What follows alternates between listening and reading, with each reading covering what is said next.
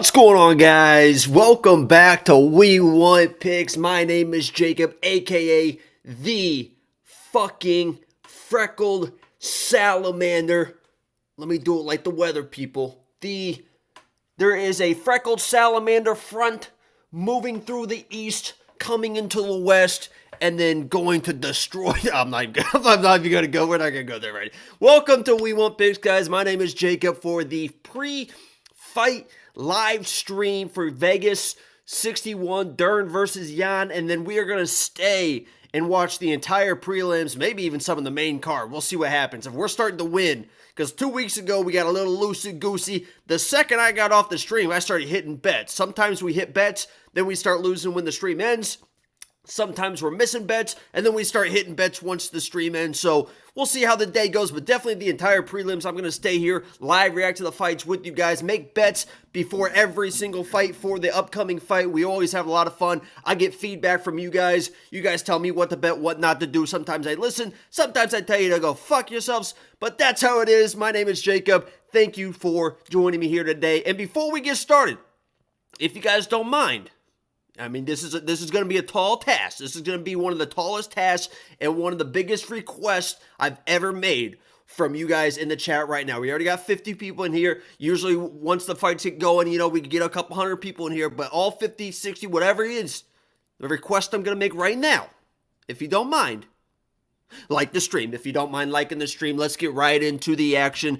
Angela wants me to read this shit, so I'm gonna read it. Otherwise, I don't get paid. Become a premium member today. All the bets that I'm gonna talk about on the screen that I've already placed, we do a betting video on Friday. We place those early.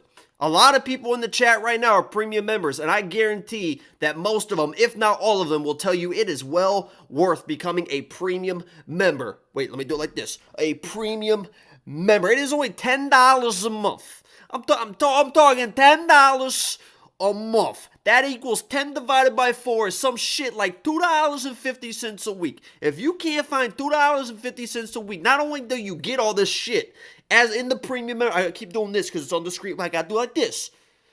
It supports us as well. It supports me. So if you're looking to support the stream, to support the channel, and get something back in return, become a premium member. Only $10 a month. Only $10 a month. I'm talking $2.50 a week. I could go down to the fucking corner and make $2.50 an hour selling this right here. Easy peasy lemon squeezy. And I'm sure all of you beautiful people can do the same. Next, WeWantPicks.com/bets. If you guys don't have a betting affiliate, you're looking to change up your betting. If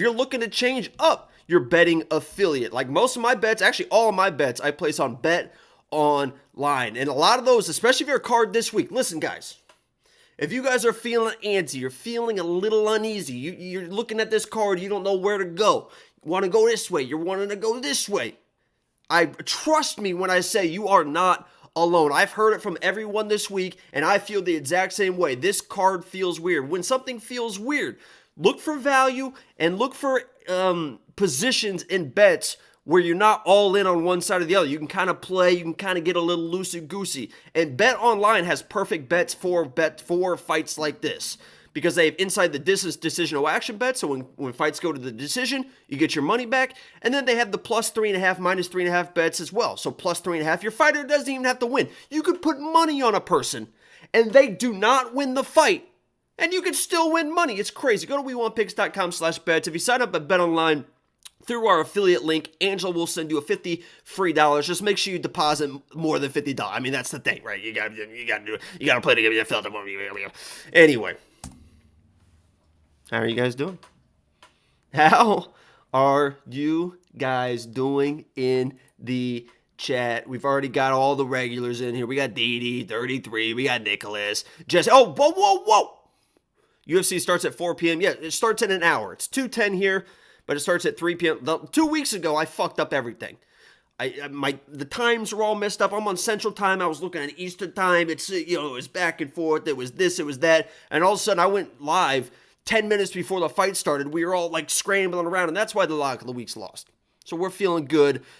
Before I get started, I see all the regulars in here. I got to first of all thank Jesse. You guys see Jesse in the chat right now. He is a mod in the chat. #1 supporter of the channel. Not even close. He gave away a poster, a D-Rod signed poster that we gave away to a premium member last week or 2 weeks ago, whenever it was. He just sent me those posters. He said, and he also didn't send one poster. He sent fucking 2 posters. Look at this shit. Look what Jesse sent. So now I am a proud owner of a Daniel Rodriguez signed poster. Look at this thing, man. Holy shit. So everyone, GG's in the chat for Jesse. This dude is unreal. And I try to say, I try and do like, Jesse, you want this? You want that? He's like, no, it's fine. It's fine. Just supporting the channel. It's unreal. So GG's, clap it up for Jesse in the chat. We appreciate you, Jesse, 100%. But yeah, we got all the regular. We got regular. We got Kim in here. We got Paul in here. We got Josh Saunders in here. Didi, Eric Alvarez. I think I said Nicholas already. We got Jordan Brigard, Big Don in the chat. Personal friend of mine. So if you guys see Jordan Brigard, he'll let you know that I'm a solid. You guys talk about my height all the time. I'm a solid. I mean, tell him, Jordan. Tell him my height. I'm a solid 6'2", 225. It's crazy. It's crazy. Pizza Brittle's in here. Revenant in here as well. Javier. We got. I mean, it's gonna be a full page. I think it's gonna be a full page, full lineup in here today. And I'll be honest, I'm already halfway through a monster. So this is gonna get crazy. This is gonna get crazy. Listen, let me go off of my picks real quick. We're gonna do something a little bit different here. That way I can get through all the fights. I'm just gonna go through the picks real quick. My picks, which doesn't mean that they're right, but these are my picks, and I'll tell you, I'll give it like a little 2 or 3 minute spat, and then we'll start looking at bets, and we're going to place a bet specifically for this fight, definitely off the rip, because I don't have any action on this one, to get ready for the fight starting here now in about 45 minutes, and then we're going to place action on every single bet, or every single fight before the fight, at least some sort of action. Some I already have placed, but some we're going to place together, and it is going to be a lot of fun, and we typically hit those big. I think you guys would agree. So, he's maybe 5'8", maybe 5'8". So Big Don hit the 5 instead of the 6. A little typo there. 6'8" is what he means. What's up, Dave? JC says 5'2" for sure. You know, I was telling Angelo too, and I'm already about to get sidetracked. I was texting Angelo because somebody said something. I can't remember what it was. And I told Angelo the best thing that is ever going to, the thing that's going to make me feel better than anything in the entire world is if we get big enough to where if I'm out somewhere and someone's like, hey, I think that's Jacob from We Want Picks. If we get big enough to do something like that, right? The first thing every single person is going to say to me is, wow, you're a lot taller than I thought. Because I promise, I'm not as small. Angel makes it seem like I'm 5'6", 5'7". I'm just a normal dude. So I think a lot of people are going to, I'm looking forward to that. They're going to be like, hey, man, I never saw a freckled salamander in person. The issue is I can't go in the sun. So you got to look for, just like salamander, you got to look under rocks. You got to look under trees. That's the only place I'm going to be. How can you combine bet? Bet online says it's not possible. What do you mean combine bets? Like make a parlay? Some parlays, some bets, they don't let you parlay. But as far as like parlaying fights and stuff like that, you can do that. But if you're looking like for specific bets, like if you're looking at one fight by sub, one fight by submission, or one fight by KO, or this in the second round, a lot of times they do not let you combine those. So that's like the only issue with Bet Online, because I think like FanDuel and DraftKings and stuff, they'll let you do whatever.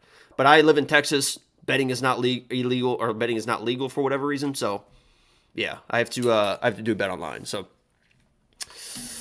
you look bigger when I watch on my tablet. How about these, huh? How about fucking these, huh? Saw Jacob at the bar last night. He's 5'5". I don't know why he caps online. Yeah, you came up to me and you wanted me to go out back in the alley with you because you wanted... Okay. Let's keep on track. So the first fight, let me just run through these fights real quick. I'll give you what my decision is for these picks, a little bit of why, and then we're going to dive into the bets, because I know everyone wants to see bets and we want to talk about bets, and I want to talk about bets because, like I said, this is a tough card to bet because, one, none of the favorites feel safe, right? Even Randy Brown, I mean, Sadiq Youssef should be safe, right? But even at minus 1,000, it's like, minus 1,000. That was Chimaev versus Nate Diaz type, whatever. Randy Costa is a great example. Doesn't feel safe at minus 300. Randy Brown even doesn't quite feel safe. I mean, Trinaldo is a he's a tough dude. And a lot of the underdogs don't quite feel live, right? So it's this weird combination of the favorites don't feel safe, but you look at some of the underdogs too, and they don't feel like super, super live as well. So it's this weird combination of like, where do I put my money? And we'll try to figure it out. But again, if there are weeks like this where you don't have to force stuff, I will force stuff, right? I mean, we're going to have a lot of fun, and I will force trust me, I will force the fucking action. And if I go bankrupt, it is what it is. Remember, this is stuff that I'm doing with my money. If you want to tail it, God bless you for it, but it is what it is. But let's get to the first fight. Randy Costa, Guido Kennety. My pick is Randy Costa. Do I feel great about it? If I had to put this on a confidence scale, 1 to 10, I'd probably put Randy Costa as 5 being like kind of a 50-50. Under 5 being like, yeah, he probably could lose, and over 5 being like he should win. It's probably right at a 5, maybe a 5.5, leaning on that he should win. Look, Guido's is an old guy, and people saw that performance versus Chris Motino. And Chris Motino's a tough dude, but Chris Motino is not Randy Costa. Randy Costa knows what he's doing in there. Chris Motino is basically a heavy bag, just walks around the ring. Guido could do whatever he wants. And remember, Randy Costa is normally that first-round guy. He's usually the guy getting like first-round finishes. But I'll be honest with you guys, and this is the first fight of the night. And the more I'm thinking about this fight, I think the value is probably going to be on Guido. So my pick is Randy Costa, but when we're going to place the bet here in a little bit, probably in a half an hour or so, and we're looking at the first bet of the night.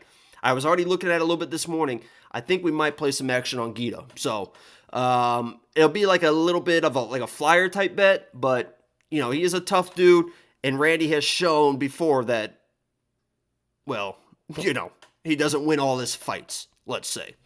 So I'll never trust a dude that's 6-3 being $9,200 in DraftKings ever. Thanks for your insight, Big Don.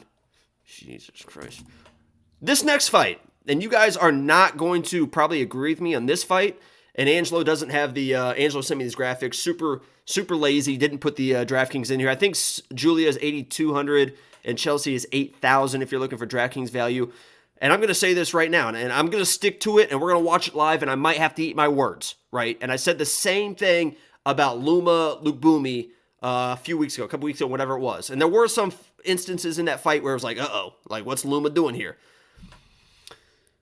I think Julia at minus 115, minus 120, whatever she is right now, and I can't believe that she was an underdog at one point. I didn't get her at underdog money. I threw her in one parlay, but I don't have a straight-up bet for her. I probably will before the fight starts. I think Julia is the best value on this card. And I've said before, don't bet on women's MMA. Do not do it.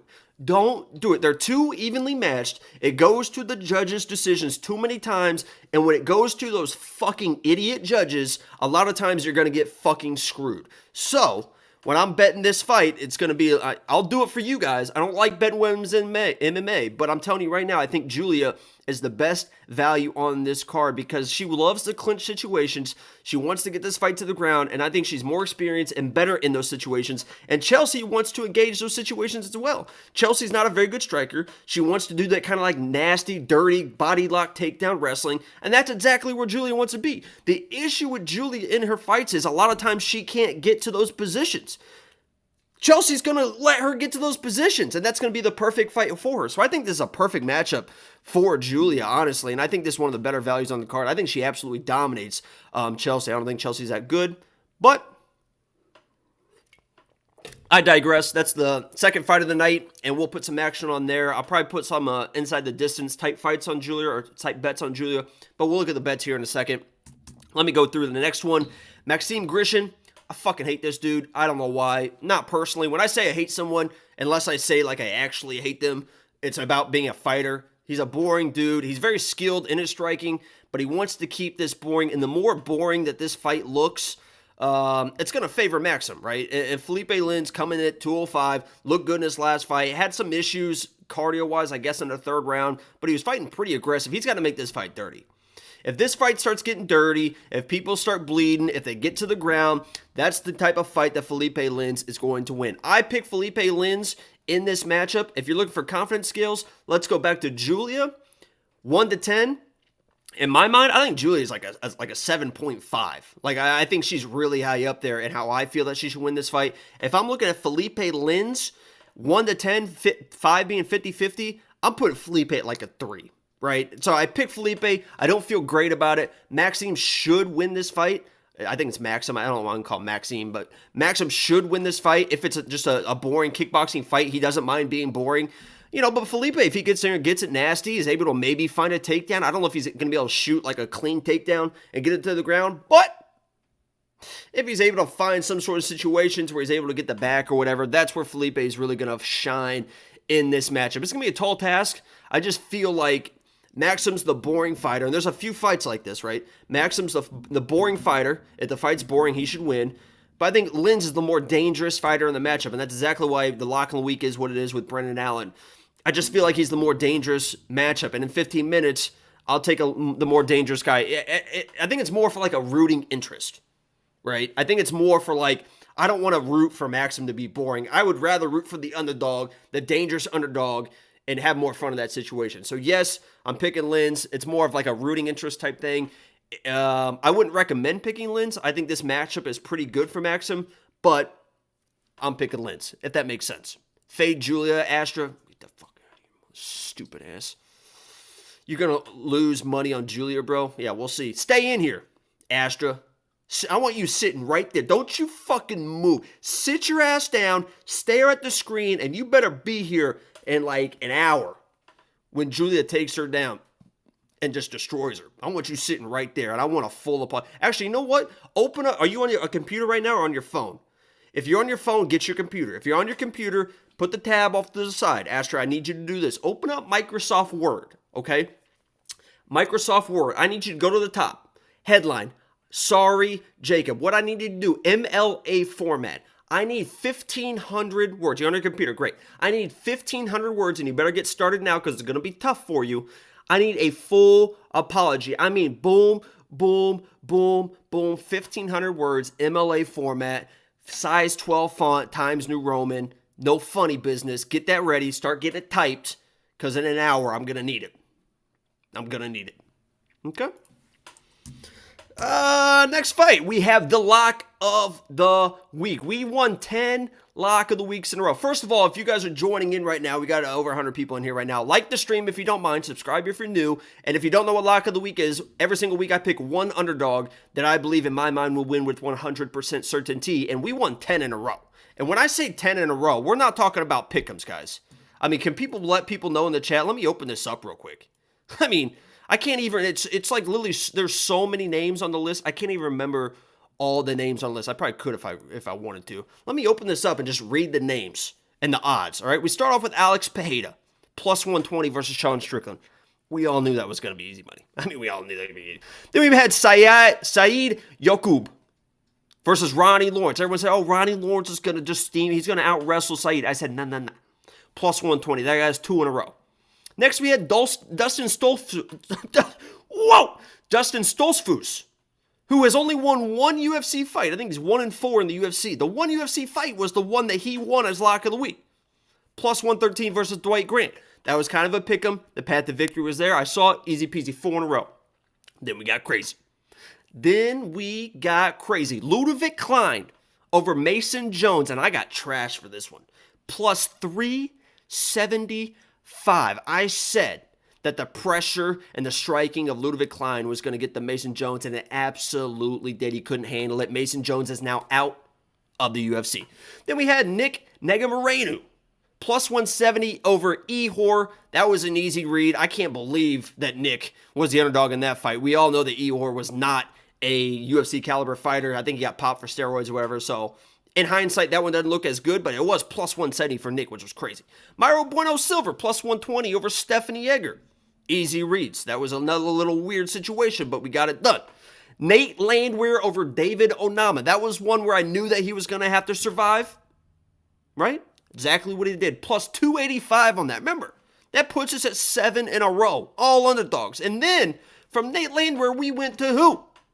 Leon Edwards against Kamaru Usman, lock of the week at plus 315. Got it done. I said always pick the better striker in a mostly striking matchup. Usman tried to wrestle for as long as he could, and he couldn't quite make it. Leon got it done. Then we went Nathaniel Wood over Charles Jourdain for 9 in a row. Easy reads. They're the better striker in a mostly striking matchup. Then we went Dennis Tululin over Jamie Pickett. That was with the better striking again and the tenacity of Dennis. By the way, rest in peace to Jamie Pickett. I know he's fighting Bo Nickel here in December. That will be interesting. And then last week, bro, Usman was even beating Leon on the feet the whole fight. What the fuck are you talking about?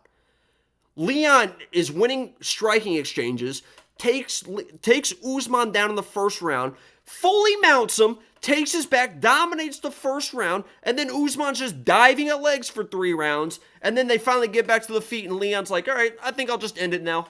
Whap! Ends the fight. And the whole, like, oh, he was winning. He was supposed to dominate. He was a 4-1 favorite. He got put the fuck out. I digress.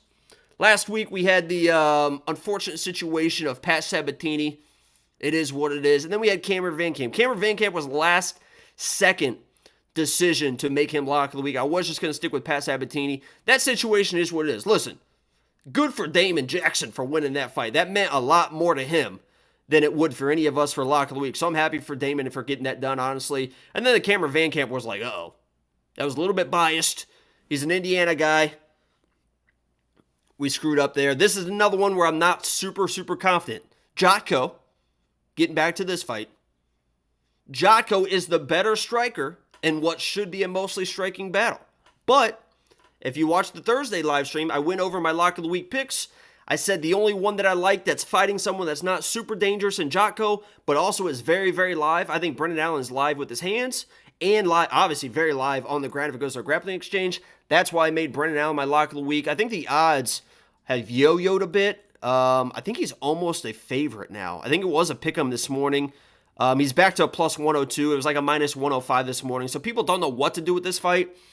I'm just hoping that if Brendan Allen lands the same shots on Jotko that Gerald Mearshart was landing, because Gerald Mearshart was landing some shots on Jotko, and Gerald Mearshart can't strike for shit. I mean, he's not bad, but I mean, he's a jiu-jitsu guy. If Brendan Allen's landing those same shots, he's gonna hurt Jotko.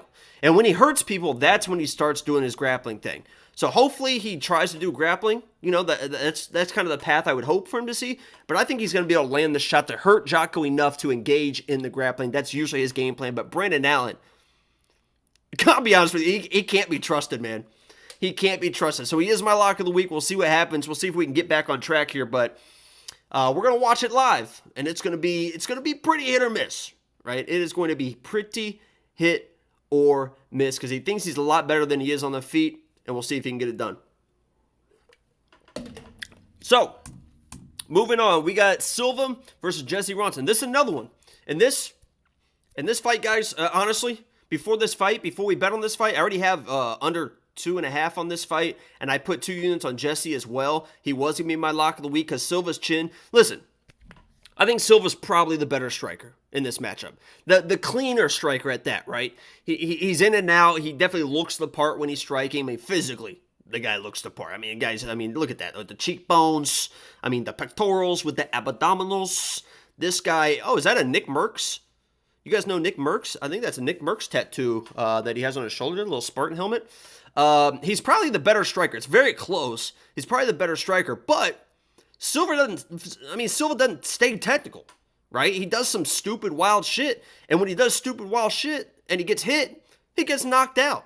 Jesse doesn't have the head movement and the in and out of Silva, but he's found, or it looks like he can take a shot a little bit better, right? I'm not saying that Jesse's a fantastic fighter. I know people in the Discord and stuff are like, dude, he's been out of the UFC. I mean, 11 losses versus a guy that's got 3 losses. Jesse is not like a super good fighter. He's pretty well-rounded. I'm interested to see if Silva uses his wrestling since he is coming off back-to-back losses. But, in this matchup, this comes to striker versus striker. They're similarly matched, right? They're similarly matched, and they're going to go at it like this, right? They're going to go at it. Boom, boom, boom. And somebody going to do this, right? Somebody's going to eventually fold, right? When you're doing this, you can't keep doing this. Eventually, somebody's going to get hurt, and they're going to do this, right?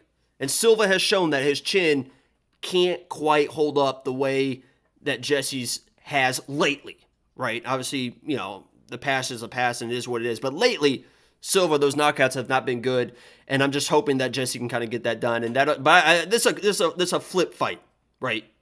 Flip a coin. It should be fun. I have the under 2.5 that should save my money. It basically makes me break even, right? If Jesse gets knocked out, but it's under 2.5, then I basically break even. But if Jesse gets the finish under 2.5, then I'm big on this one. I'm big on this one. So I picked Jesse in this one just because I don't trust Silva's chin. We'll see if Silva comes in and wrestles. This was canceled. Oleynik, Latifi. This is a pretty simple breakdown. Either it gets to the ground and Oleynik, submits this guy either off his back or finds a scramble or this and that, or Latifi is smart enough to realize don't fucking go to the ground with this guy. My little stubby arms are good enough to knock this dude out. He's 45 years old. And that's what I'm hoping gets done. I actually think Latifi's a pretty safe play because I hope to God that he knows, like, hey, I'm a wrestler, but let's not wrestle with this guy. And he should have enough power in those short, stubby arms to be able to knock Oleynik out. Oleynik is slowing down. If you watch him strike, he's almost turned into the Ryan Hall of this division, and the fact that he's just going to try and kind of close his eyes and get close to you and then hope that you trip and fall on him. That way he can do his thing. He doesn't have takedowns. He's getting slow in everything he does, and his head movement and his footwork, everything. So, I might eat my words here again, but I feel like Latifi's a safe play. I even put him in a parlay, but we'll see what happens. Sub or bust for Oleynik, but even if they are on their feet, Oleynik can sub people just standing up too. And I'll be honest, there's no way in hell I'm rooting against Oleynik, right? And before this fight starts, I guarantee I put action on Oleynik, right? I have a Latifi in one parlay, but that's the only money I'm putting on him. It's not like I trust him that touch. I do have him in DraftKings, for the value. If he's going to win, it feels like it's going to be an early finish, but I know that Oleynik is a lot of people's underdog picks, and I don't blame you. I'll be rooting for him.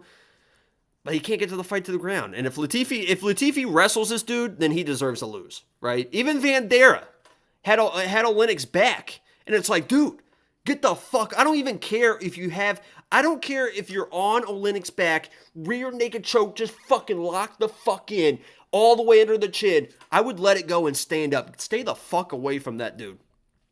So, anyway, my pick is Latifi. I feel pretty good about it, but I'm going to be rooting for Alexi, and we'll probably put some money on the Alexi side when that fight comes. Stay tuned for the Fight Companion live bets before every single fight. Oleynik by sub, then backstage he will show Leary how he did it. Yeah, that is funny. I'm spitting everywhere. I always spit, but everyone always loves to learn about Oleynik's Ezekiel choke, and he shows everyone how to do it. And it seems pretty crazy to me. Just slides that thing right underneath the fucking thing. The boa constrictor. Vivant picks. How many cigs have you had a day? 0. I do not smoke cigarettes at all. Not that I haven't, but why are you saying the fight's canceled? Astro, are you just sending in just random information? Because I'm about to check it now, and if I don't check it, we could be seeing you. You know what I mean? Not saying it. Unbelievable. No, but when I was younger, at the bars, when I was at the bars, because when I was younger, when you went to the bars, you could smoke in the bars. When I drank, I would smoke. You know what I mean? But I digress. Here we go. Moving on. Mike Davis versus Slava. My pick in this fight is Slava. My bet for this fight is inside the distance, decision no action for Slava, because he could easily, I don't know easily, but he could. It could be the Mark Diakis fight all over again. Just wrestled for 15 minutes. So, if that happens, and this is what I said before in the beginning of the stream. I know some of you guys weren't in here. Bet Online has these fights. If he wins inside the distance, I win my money. If he loses a decision, you get your money back. And I played this for a couple fighters in this match, and I think there's some options in some other fights as well. If this fight stays standing, Slava is the better striker. Slava is no joke on the feet. He is a world-renowned, accomplished kickboxer and striker. Can Mike Davis still stand with him? I actually think that Mike Davis can stand with him. I don't think it's a good idea, but I think there's a world where Mike Davis can stand with Slava and still win the fight. The path to victory is very, very clear. Very clear. The path to victory is very clear for Mike Davis, is wrestle, right? So my money and my pick is on Slava because I think he can, even if Mike Davis is wrestling, and he's wrestling hard in the first round, let's say he's really trying to get those takedowns, Slava makes people work, man. Slava makes people work. He doesn't just go to his guard and just let you sit there on top of him in full guard and just elbow him. Slava is always working, man. Is he skilled enough to get back to his feet? Not always. Is he always doing the right thing? Not always. Sometimes he's doing the Grammy roll when he should just, get his knees under and get back to his feet. He should be, but he makes you work, man. Mark, that whole fight was never just in guard, just like punishing this dude. Mark was always trying to keep hold of this dude, and he was able to do that. He was able to do that. But in that regard, you got to work. You got to work to keep this guy to the ground. And if Mike Davis, a non-wrestler who can wrestle, I'm not saying he can't wrestle, but he wants to strike, if he's trying to just keep control of positions for 5 minutes of the first round, then a few minutes in the second round, I think he gets tired. And if those takedowns, if you're tired and then you start shooting desperate takedowns, thinking that's my only path, and all of a sudden you can't get the takedowns, that's bad news. That's bad news for Mike Davis if he has a wrestling game plan and then all of a sudden can't get the takedowns and now you're tired on the feet versus Slava. That's kind of how I see it playing out in my mind. But if Mike Davis out wrestles him for 15 minutes, that's no surprise, right? That's no surprise to me, and I get my money back on my bet. Slava's my pick officially. Sexy Mexi versus Daniel Santos. I know somebody was in here in the chat earlier and said that that Daniel Santos was tough. Daniel Santos is very tough. And I'm a big Sexy Mexi guy. Sexy Mexi, John Castaneda, was lock of the week versus Miles Johns. I love this dude. Love this kid. Very good striker. Wrestling in his back pocket. I think this is a dangerous fight for him. Daniel Santos will move forward, will keep coming forward. And if Sexy Mexi gets in those, phone booth situations with this dude Santos has real fucking power, man. And he is tough as shit. He's one of those shoot-to-box, Muay Thai strikers, Charles Oliveira, the same type of thing. High guard, lifting that knee, and it's going to throw some wild shit. This is one of those fights where I'd like to see Sexy Mexi stay safe, keep range, right? Fight almost kind of boring. The good news is, for Sexy Mexi, is he does have that wrestling, right? So even if Santos is starting to have success on the feet, Sexy Mexi can go to that wrestling, which is why I'm a little bit more confident in him. I would put the confidence at like a 6.5 on the 1 to 10 scale. The issue is if Sexy Mexi comes in and tries to eat those same shots that he was eating versus Miles Johns, because Miles Johns was touching him, man. I mean, he was absolutely touching him. If he's trying to eat those same shots versus Willie Cat, who's Santos, it could be issues. So I'm hoping that Sexy Mexi stays clean. Maybe get a takedown with 2 minutes left in each round, just ride out the round type of situation. Keep it clean, 3 minutes, boom, in and out, 2 minutes, get that takedown, win those rounds. Let's get out of here and move on and fight those real dudes, because I think Sexy Mexi could be one of those dudes, man. I think Sexy Mexi could be one of those dudes in this bantamweight division. Bantamweight division is loaded. It's crazy how loaded it is. Sadiq Youssef versus Don. Sadiq Youssef fucking dominates. Moving on. Hani Barcelos versus Trevin Jones. I have Trevin in this fight. Okay. My bet for this fight is also inside the distance decision, no action for Trevin. Trevin's very boring. Trevin doesn't do a whole lot of anything in his fights, right? He loses split decisions. He wins split decisions. A lot of decisions. He doesn't really get finished. I don't think he's ever been knocked out, which doesn't mean he can't get knocked out, but he's never really been knocked out. I was going to play Hani. I know that's probably the popular side. Hani's very, very good, right? Very, very talented. But his last fight, he should not have lost that last fight. Hani should not have lost that last fight. And this is another one of those situations where he should not lose this fight versus Trevin Jones, right?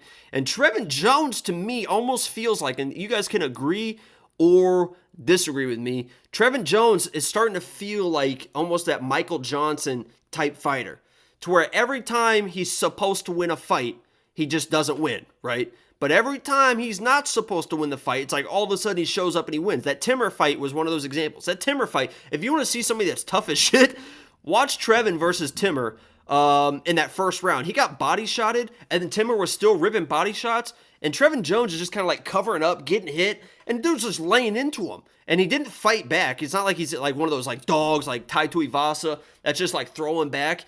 He just kind of like, but I mean, Timur could not put him away. And then Trevin found that big shot in the second round to win that fight. So that's kind of what I'm hoping for. I think there's probably going to have to be some adversity for Trevin in the first round. Almost kind of like the Nate Landwehr, David Onama type fight, right? Where, you know, Nate Landwehr had to kind of go through the fire, and then he started having some success. I think the same thing might have to happen for Trevin here, where you kind of have to work through the fire of Hani. He's going to be the better striker. He's going to be kind of all over you. But if you can kind of get through that fire, now all of a sudden you can start having some success. Trevin is still, when he does throw, he does have power in his hands, right? He does have power in his hands. So my bet for this, which I totally expect to get my money back, right? I fully expect on my decisional action, my inside the distance decisional action bet, I fully expect just to get my money back for Trevin to lose a decision. That's probably what everyone thinks is going to happen in this matchup. Maybe he gets finished, but I fully expect to get my money back. But if Trevin finds that shot, he is my pick, and I'm going to win some money on there. So that's kind of how I'm looking at that. Whew. Next one, we got Randy Brown, the co-main event versus Francisco Trinaldo. Again, first of all, Randy Brown. Holy shit, I don't know if you guys saw that face-off. Francisco's standing literally like this. Like in that he's like this. I mean, Randy Brown is fucking huge, man. I mean, that is a big dude. But I'm telling you right now, and I've said it before, and we probably won't be live for it, but I'll be on Twitter. You can follow my Twitter right here. I always, even when the live stream starts or stops, I still live tweet bets. I do full card breakdowns on my Twitter. Shameless plug. You can follow it right there. Me and Deanna Belbita are always talking on Twitter. We're always getting a little bit wild. You know what I mean? Amanda Hebos has been tweeting me. You know, it is what it is. It's kind of a little bit of a love triangle. But I'm telling you right now that Randy Brown does stupid shit. Should he win this fight? Absolutely. Is he my pick to win this fight? Absolutely. Is he in my DraftKings? Yes, he is. Will I put money on him? He does stupid shit, man. He does stupid shit. And if he does stupid shit versus Trinaldo, he's going to get hit and he's going to get dropped. You saw that versus Chaos. And I'm not saying that Trinaldo's on Chaos's level. If Trinaldo was 35 years old, I'm picking Trinaldo in this fight. But he is like 44 years old. He gets hit a lot. You know, he's never been knocked out, but that doesn't mean you can't get knocked out type of situation. I just hope that Randy takes this fight seriously. If Randy comes in and takes this fight seriously, he should do what everyone says that he's going to do, and that's dominate this fight. I don't want anyone to think that I'm saying that Trinaldo's going to win this fight. All I'm saying that if Randy comes in and starts showboating and doing wild shit, weirder things have happened, right? Let's go to the main event, and then we'll answer some questions and place this bet before the fight starts. Mackenzie Dern versus Jan. Better striker, Jan. Better wrestler. Honestly, probably Jan, because she can actually get takedowns. Mackenzie can get takedowns. Jiu-jitsu, obviously, with Mackenzie. My pick for this fight is Mackenzie Dern, but I hate it. And I'll tell you why. The reason I picked her was because of her forward pressure, her I guess, toughness as well. She doesn't care to get hit. She'll keep working through the shots. And her just willingness to be opportunistic, right? She's very self-aware that, yes, she will try to shoot wrestling takedowns, right? She's not Carla Esparza. So if you watch the Carla Esparza fight versus Jan and you thought, oh, well, Mackenzie Dern can easily win this fight. All you got to do is take her down. Mackenzie Dern can't get takedowns. You'll see her every once in a while kind of like just head down, run towards a single leg. It's not going to work, right? Jan knows, and she said this week, if she gets me to the ground, I might lose. But if it doesn't get to the ground, I'm going to win this fight. Is there a world where, and first of all, let me say that the odds on this fight are insane. If you're laying money on Mackenzie Dern at -2, whatever it is, I think that's crazy. The value is on Jan. I'm probably going to place money on Jan. I do have submission bets for Mackenzie, which I think there's some value there on the round submissions, round 2, round 3, round 4. I think the over-under on this fight is crazy. I think it was set at 2.5. I might place the over on that as well. If it's a standing match, everyone assumes that Jan's going to win. Is there a world where Mackenzie Dern wins this fight on the feet? I think that there is, just based on her pressure and pace. She's going to get beaten up. She's probably going to get her nose broke. She's going to be bleeding. But judges are stupid, right? And even Jan, there is a world where this goes 5 rounds. It goes to a decision. Jan is constantly backing up, but fighting clean, right? Fighting clean. She's striking her, getting out, circling around, fighting clean, outstriking Mackenzie. let's say 200 to 100, right? But judges are fucking stupid. And we all know that. There is a world, this goes 5 rounds. Jan looks like she's dominating the striking. And the judges give this to Mackenzie Dern because Mackenzie Dern is going to be the one that's always chasing Jan. She's always becoming forward. She's always going to be throwing strikes. And judges fucking love that shit. So I'm just saying right now, I think it's crazy that Mackenzie's a 2-1 favorite. I think this is a pick'em fight. If I'm setting the odds for the site, I think I might put Mackenzie as an underdog. Honestly. Because I think that in the odds, I think it's just assumed that Mackenzie's going to get a takedown. She's not going to get a fucking takedown. She has to close the distance to like a weird clinch situation, and then she can try to do something. You saw that versus Tisha Torres, right? She finally got to a clinch situation, and she was able to jump off the cage and pull guard and start working stuff from there. And she will do that, right? So my pick is Mackenzie because she does have that ability to kind of take chances in that regard to get fights to the ground. She knows what she has to do, and there is a world where her pace and pressure wins a decision on the judges' scorecards. But I think the value here is in Jan. I think the value in here is 100% on Jan. Like, what are the odds right now? Let me check them real quick. And then I can answer questions and we'll start looking at bets.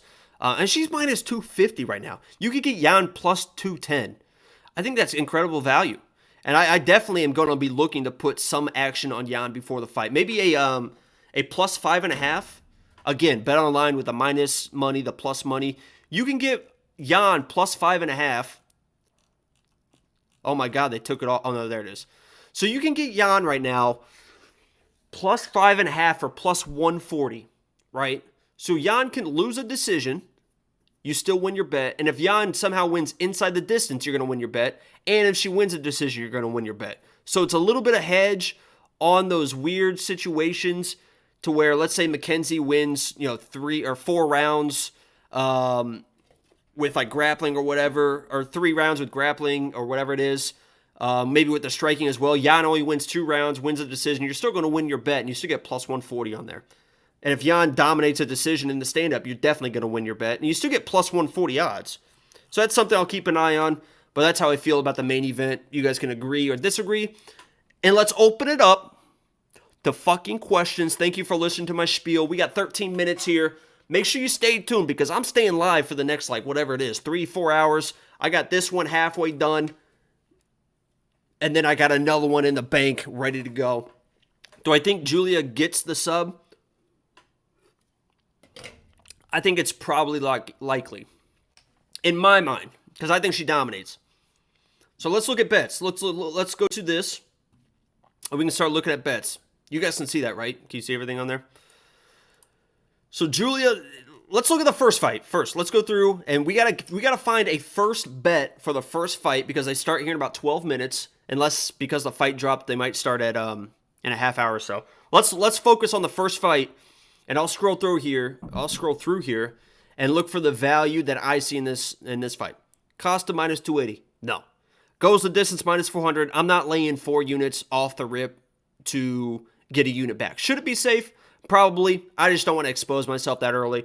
What do you guys have in the chat right now for this? You don't have to say what amount you're betting or whatever, but please let me know. This is where I come to you guys, and this is a back and forth, and this is a community, right? So everyone's watching. We got 150 people in here. Where everyone's reading the chat as well.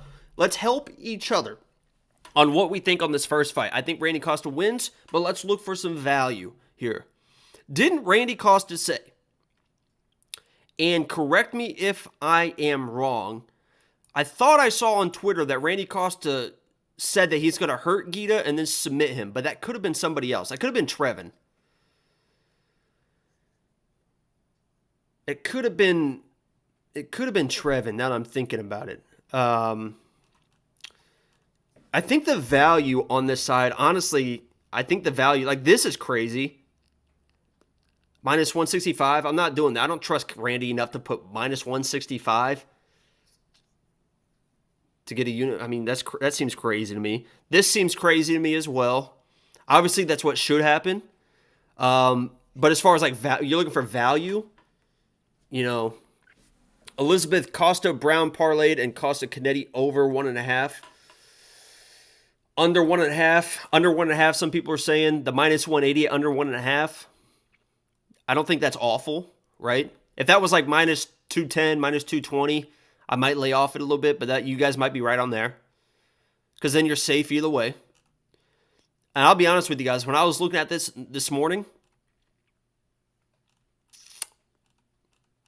for value-wise, and just to kind of get a little bit wild, right?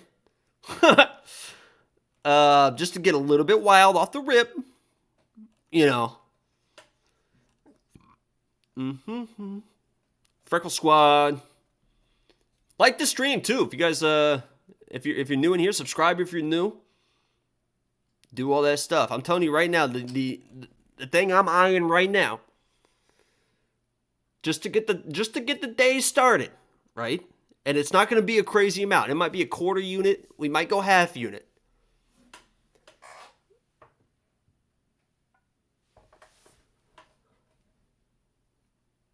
Kennety. I said Kennety. Kennety. First round KO TKO for plus 1,200.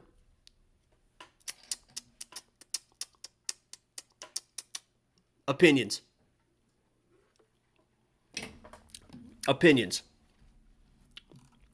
I don't feel like laying money on Costa.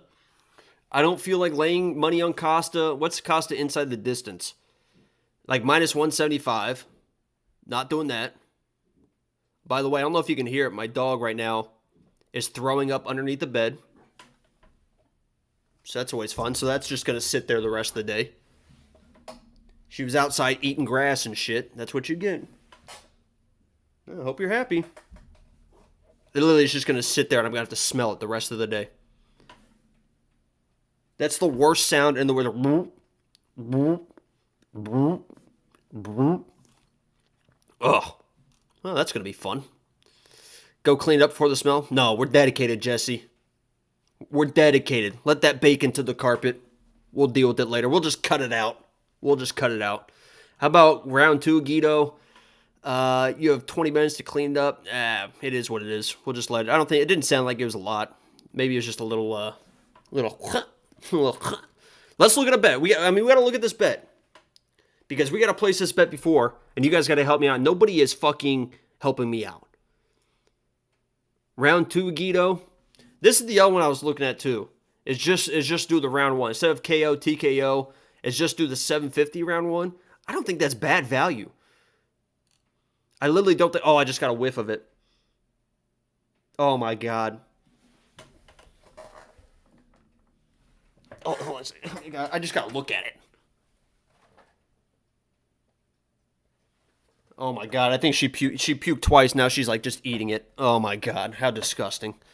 Oh, my God. Oh, I can smell it. Oh, boy. Oh, boy. The issue is now she's going to eat here. In 7 minutes, I have an automatic dog feeder. In 7 minutes, she's about to eat again. She's probably going to throw up again. Holy shit. I literally was thinking about, just for the sake of whatever, I don't mind losing a half unit to start the day, right? And I don't feel like laying a bunch of money on Randy, because I don't trust him. I don't feel like laying minus money on Randy in first round. I'm thinking about maybe just a half unit, Guido first round, plus 750, and just see what happens. Dern choke me out. Jesus, I thought that said Dern is getting choked out. I'm like, holy shit. Holy shit. I'm thinking about doing that. How do you guys feel? Guido round 1. Luis Rodriguez with $1.99. Guido by KO win, locker week. Much love from New York City. Jacob, the first donation of the day, the hot $1.99. And since you did that, I'm not going to place it on the screen. I have it on my phone here. And I'll put it in the chat and I'll put it at the bottom here. First bet of the night. Oh my God, I can fucking smell that. Oh, it's going to be awful all day. Oh God. What horrible fucking timing. What horrible fucking timing. Oh my God. Actually, it looks like she's got it mostly cleaned up. I mean, how disgusting. You throw up and then you just eat your own puke? Oh my God. The faster that dries, the better. Holy shit. Oh God. Let me place that. We'll get weird for the first fight. It's a weird card. We all agree it's a weird card. I mean, there's gonna be some of you, and I'm telling you right now, there's gonna be some of you that are gonna be chasing money and probably chasing money early, and I would not recommend it. I would not recommend it. And this is gonna be one of those cards too that if you are up early, I might just you might just sit on. Quit. Elizabeth said, "Quit shaming her." Yeah, and that's the first time she's thrown up in a long time, and it was because literally, when we're outside, like, and she's like running around, I took her to like a field so she could run around. When she gets like really excited, she literally just starts eating everything. So you know those like I almost say like mud daubers, like hills that they make, and I think it's not necessarily mud daubers in this instance, but that's like the only thing I can think of, like just like the mud hills. She'll walk up and just start scarfing it down like it's food. Just scarfing it down. It's just mud. And then she's like eating grass, like, ah. It's like, calm the fuck down. Holy shit, what are you doing? And now here she goes. She doesn't learn. Doesn't learn. Guido is tough as fuck. Costa cardio issue is sus. Guido by rounds. Let me place this real quick, and then I'll put it. I am going to take the Guido route. Again, my pick is Randy Costa. I think he should win the fight. He's good enough to win the fight and withstand whatever Guido's going to do. But Guido's wild, though. Crawfish holes, yeah, but there's no like water around here, so there wouldn't be crawfish. And by the way, we call them crawdaddy. We call them crawdads. In Indiana, we call them crawdaddy. You gonna go hunting for some crawdaddies? Guido talking shit, eating spaghetti and betting on Kennety. Oh, I like that, Josh. Eating spaghetti and betting on Kennety. Eat spaghetti and betting on Kennety. Ooh, eat spaghetti and betting on Kennety. Ooh, eat spaghetti and betting on Kennety. Ooh, eat. I want spaghetti. I'm about to order some fucking spaghetti now. Holy shit. I had a Facebook friend that just got. Oh, I just got a whiff again. Ugh. I had a Facebook friend that just got back from Italy, and she posted a picture of some spaghetti. I was like, holy shit. Eating spaghetti and betting on Kennety. We're placing it. Round 1 plus 750. Do we just want to do a quarter unit? Fuck, man.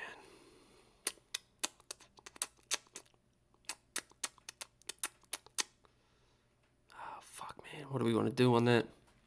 That dance was sus. I don't give a fuck. I don't give a fuck. Don't forget your meds today. Monster is my medicine. Let's go a quarter unit. We'll just do a quarter unit. Go with the draw. You know what's funny is I was looking at bets this morning, scrolling through my phone, and in my bet slip there was a draw, and I wonder if it was a omen. And I think it was this fight. Like I accidentally clicked it and it was in my bet slip.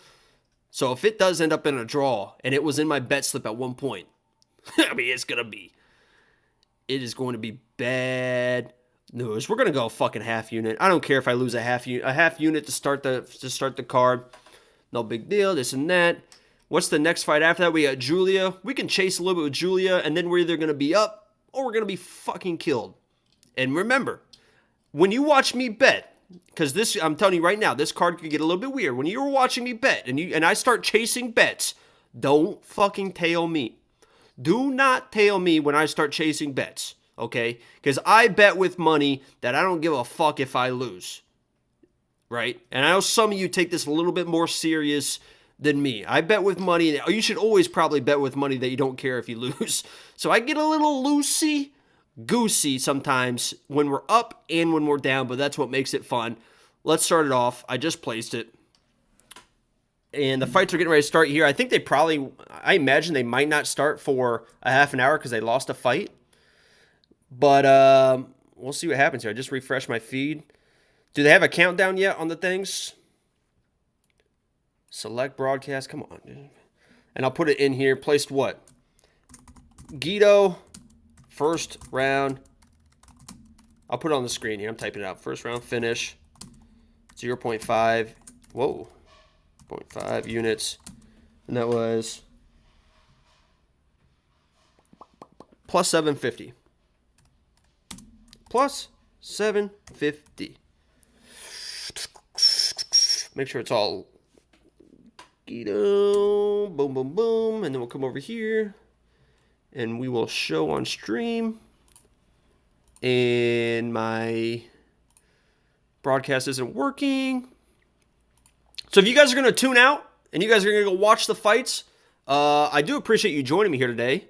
If you guys are going to stick around, let me know in the chat who's all sticking around, because we have a lot of fun. If you've never watched this, I would say that most people in here will tell you that we have a lot of fun watching these fights together, and that's why there's so many people that stick around and watch the fights. I'll time it up. I'll give you the countdown. That way you guys can see and time up your screens if you want to listen to me with the commentary team tonight. You might want to choose me over the commentary team, because I think Dominic Cruz is on the commentary team tonight, and that dude could get fucking annoying. So, who's all sticking around? Alan's sticking around. Forsake Nova sticking around. Sneak Attack sticking around. Elizabeth, Nicholas, Make the Bookies Pay, Mac Lova. I think that's the first time I've seen you in the chat. Maybe you're tweeting earlier, messaging earlier. What's up? What's up, Mac? Let's see. James is in here. Costa dies in round 2. Uh-oh. Big Don, Jordan Brigard sticking around. How long till the fight starts? It's probably going to be a half an hour, I imagine, because they lost a fight. But they should be right now. I mean, the broadcast is live right now. So if you guys want to tune into the fights, the broadcast just went live. And if you're sticking around. Broke's in here. Kim's in here. I can smell the puke now. I might have to go. I don't blame you, man. Every once in a while, I get a whiff of it. I might have to, like... I don't know. We're just going to... We're going to power through. We're going to power through. Butter Toast. Jay Way's at work. Kenny says, you have a small pee-pee. He must have heard that from his mom. Raj is going to be here. It won't let me shut the volume on ESPN Plus. That's weird. That's weird. Dominic Cruz probably put that in. You know what's funny is at the bottom, I gestured. I saw all your emojis, and I thought it was one of those porn bots immediately. Phil's in here. Kayla's in here. Kayla, did we figure out the bets for you? I wouldn't do this one, Kayla, if you're looking for bets, but hopefully we figured out something for you if you're watching that hour. Jeremy's in here. Where's Sean V? Is that what you're looking at for flex? Sean V? Sean V said Brendan Allen is a terrible pick, so we'll see what happens. Kenny says you have a very small PP short guy. It's possible. Go to my OnlyFans and find out if you'd like to know. You know what I mean? Who is everyone picking in the first fight? Because if you're going to talk shit now, I have Iowa that I handicap plus 14.5 in all my parlays with the UFC for some dumbass reason. And I was sweating that shit hard. Michigan with its garbage time touchdown. Did they win? I'm a big Michigan fan, Cody. So when you started tweeting about Iowa, I got really panicked because I thought they had that shit in the bag. It was like 27 or something last time I looked at it. Like late in the fourth. Like it was Michigan's ball. 27-14. Oh, you covered? It finished 13. Michigan, man. Ooh, let's go blue. Let's go blue. You did Kennety by KO, Kayla. We'll see what happens. I think it's definitely. I would probably put Randy Costa and Guido as like. I might give Randy like a minus 175. And remember, the bookies place odds to try and engage action, right? That's why they set odds a certain way. It's not they think that this is going to happen. They want to engage action. So I think, in my mind, they placed Randy's odds wide to try and gain action on the Guido side because they believe Randy is a safe play, right? So they extend the odds to Randy to almost minus 300. Everyone loads up on the Guido side, and then they make a ton of money because he loses. That's how I see them playing with the odds on this fight, but we'll see what happens. Jordan says Michigan sucks. Everyone say bye to Jordan Brigard in the chat, if you guys don't mind. Everyone just type out, bye, Jordan. He's about to get banned for saying Michigan sucks. He's an Ohio State fan. Kind of a fake-ass Ohio State fan, I would say. But everyone just say, bye, Jordan. Bye. We'll be seeing you. I'll give it a minute or two for everyone to say bye. And then we'll time Jordan out. Because nobody talks shit about Michigan. Nobody talks. You can talk shit about whatever you want. Small PP. You can say I'm short. You're not talking shit about a few things. Amanda Hebos, nobody's saying a fucking word about Amanda Hebos. You say a fucking word about Amanda Hebos, and you're not. That's an auto. Nobody's saying shit about my dog, right? So even though she was doing a little pukey thing, you talk shit about my dog, you're done. Okay? We'll see you, Ice Viking. I appreciate you stopping by. And then my teams, right? Michigan, the Pacers, the Colts, San Francisco Giants. Yeah, and Revenant knows too. I mean, that's just to be expected. You say anything about Ryan Hall. Oh, God. I mean, if you even, just even seeing Ryan Hall in the chat, I mean, my hair stand up, the spidey sense gets going, and I'm ready to knock somebody out, just like Ryan Hall would knock every single one of you guys out. Every single one. Amanda Hebos is mine. Oh, did she tweet you? Oh, Shoujo, did she tweet you? Because I must have missed that. I must have missed when Amanda Hebos sent you a gif of her kissing you. Because, give me a second here. Hold on. Please hold. Because, I mean, I must have missed that when she says that you're hers. 1 second here. A lot of mentions. Scrolling through. When was this? Mentions. I mean, I'm so popular, it's crazy. It literally is so crazy. Hold on.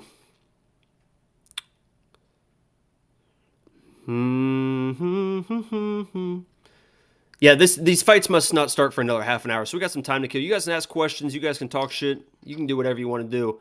But once I find this, you're gonna find out whose side Amanda Hebos is on. Where the fuck is this tweet?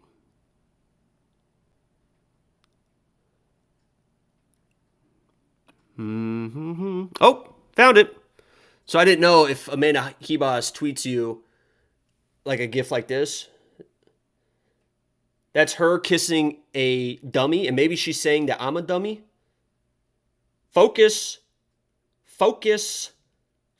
please. Amanda Hebos. God, you fucking.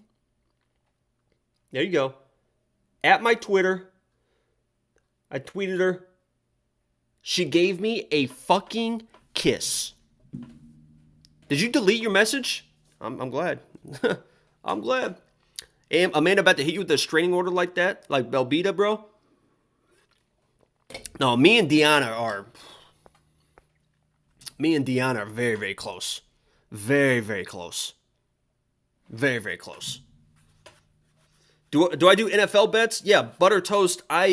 Typically my plan is every weekend that there's UFC is I win a bunch of money on UFC and then I lose it all on NFL. That is my 1-2 punch for Saturday. Saturdays, I'm feeling good. I go to bed. Ooh, yeah, money, coins, Bitcoin, all of it. And then I wake up on Sunday. I'm feeling froggy. I'm feeling loose. And I start just flying with NFL bets, parlays, everything. And I fucking lose it all. So yes, the answer is yes, I do. Do I bet it successfully? Fuck no. Absolutely not.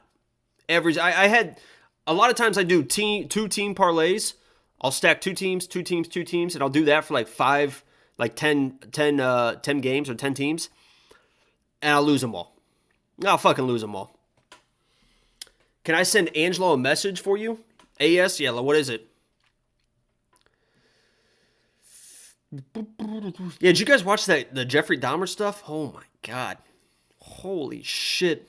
I got 2 episodes in and I'm like, yeah, I can't watch this shit. There's no way I'm watching this shit. Look at this weird ass shit. Let's watch a movie. Let's watch a movie. I just thought that, I've got meats. That's what I feel like right now. If I had a girl come in right now, immediately, she's thinking I'm Jeffrey Dahmer because she's going to smell that fucking puke. And what am I going to say? Oh, yeah, don't mind the smell, by the way. It's just my dog puked under the bed, but I couldn't clean it up because I'm fucking live streaming. She's going to be like, oh, yeah, let me get the fuck out of here and call the cops. You know what I mean? Holy shit. I told you to bet on the Bengals Thursday. I bet on the Bengals before you told me to bet on the Bengals, Don. Yeah, Jeffrey Dahmer's a wild dude, man.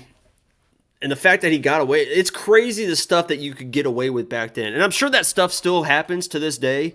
But the stuff that you could just like blatantly get away with back then, like the crazy part, like there's obviously the Ted Bundy stuff is crazy. And I just watched Andrew Schultz's stand up about the Ted Bundy stuff. That was so funny. Andrew Schultz's stand up about the Michael Jackson stuff. Holy shit, is so funny. So funny. I don't know if you guys like Andrew Schultz, but holy shit. But yeah, all that stuff. The one I'm thinking, John Gacy, I think, is the other crazy one. John Gacy, like, just picked up, at like truck stops or something, just picking dudes up, and then they just disappear, and then it's just like he just buries them in his crawl space of his house.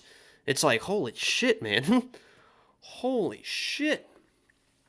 Those Dahmer dance TikToks crack me up.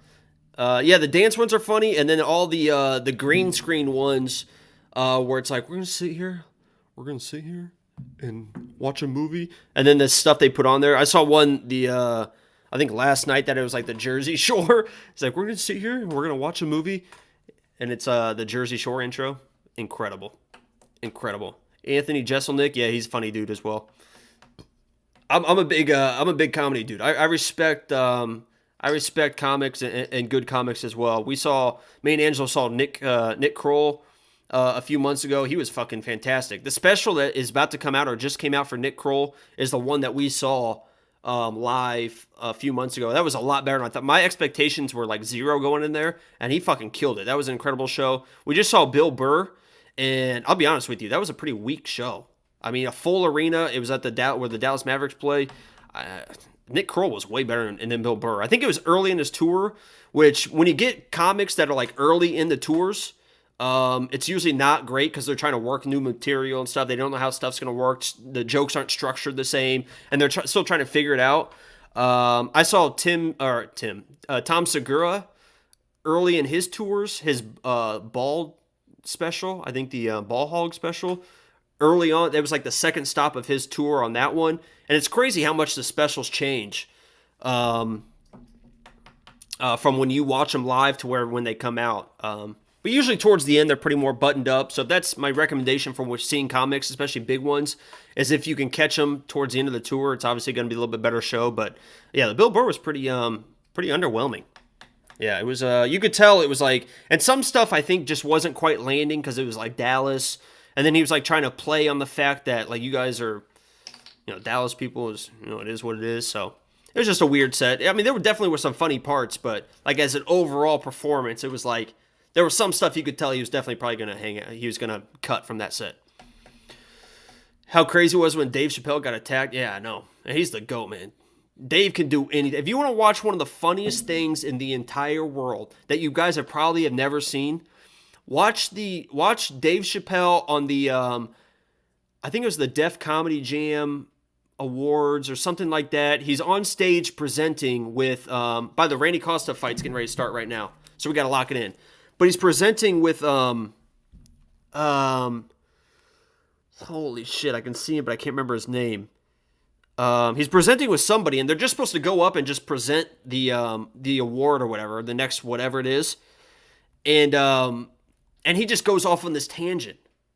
He literally just goes off on this tangent, and him and this dude go back and forth for like 15, 20 minutes, and they leave the entire thing in. It's on Netflix. It's like right in the middle of the show. I think it's the Def Comedy Jam, like 30-year anniversary or something like that. But it is the funniest shit in the entire world. It's Dave and fuck, man, I can see him, but I can't think of his name. Here we go. Put it in the chat right now. This is my bet for the first fight. I don't love it. We're taking a flyer. My pick for the fight is Randy Costa. He's making his walkout right now. He's got the touchy-feely mustache. That thing is incredible. He looks focused, looks fired up. He's got a great jawline, by the way. Some jawlines are just, like, you see my jawline. Not bad. Not bad. It's not fucking Randy Costa. I'll tell you that. Now he's hitting himself in the face. Holy shit. Put it in the chat right now. Put who you think is going to win, and then put your bet so you could talk shit after the fight ends. You don't have to put how much you're betting. Just say, I think this person wins, and then this is my bet for the fight. We got to know. Because you can't talk shit afterwards unless you put it in the chat beforehand. My pick is Randy Costa, but I took a little bit flyer to start the day, and we'll see what happens. Those are the new fight shirts, by the way. Oh my God, they have zippers on them? Oh my God, I thought he was unzipping the back of that shirt. That's, what's his name, right? That's, Jesus Christ, I'm going blank on names. That's Alex Morono, right? Yeah, the new shirts are fucking awful. Prominent talent shows got Costa. Mustache is a bad omen, you think, Nicholas? Keats has Costa under 6.5 minutes. Costa money line by Allen. Landon has Costa by first round. Kennety second round, says Phil. Costa inside the distance, says Raj.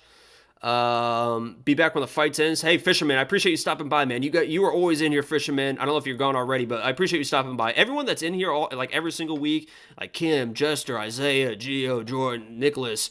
I mean, all you guys, Landon, Keynes, Prominent. I mean, you guys are number one supporters. It's crazy the support that you guys show for the streams. And I honestly can't believe that anybody wants to listen to me while the fights are going on, but I appreciate it. And we try to keep it interesting. We try to have a lot of bit fun. So that's a fucking golf shirt. Yeah, I know. It has like this, the like faux collar on it, right? It has like the collars that are like this wide. I don't know what they're doing, man. It's like they're trying to make them. It's almost like when the NBA, remember when the NBA players were wearing whatever the fuck they wanted to the game days, right? They would have jerseys on, they would do whatever, the baggy pants and stuff like that. And then David Stern was like, "Oh no, you got to wear a tie, you got to wear a collared shirt. We can't be having that." It's almost like they're like trying to like make it more official. Like let's give them shirts with collars and stuff. By the way, did we figure out who's in the arena? No fans. Who the fuck is there? I forgot about that. Is there just one person in there just sitting there? No media, no fans? Who the fuck is it? Phil, I've been here forever. Don't forget me. Yeah, there's literally so many of you guys now that just show up week in and week out, and there's going to be more and more. And I appreciate all of you. And trust me, I know the people that have been here from the start, 100%. So.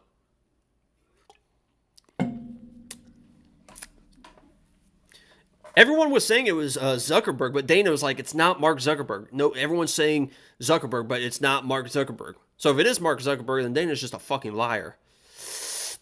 But I'll be interested to see. I imagine whoever did it isn't here for the first fight, so maybe it's like a grand entrance before the main card, and they show up, and it's a whole thing. Zuckerberg grappling in the corner. Imagine if Zuckerberg paid to be like the ref for every fight. He's just in there like...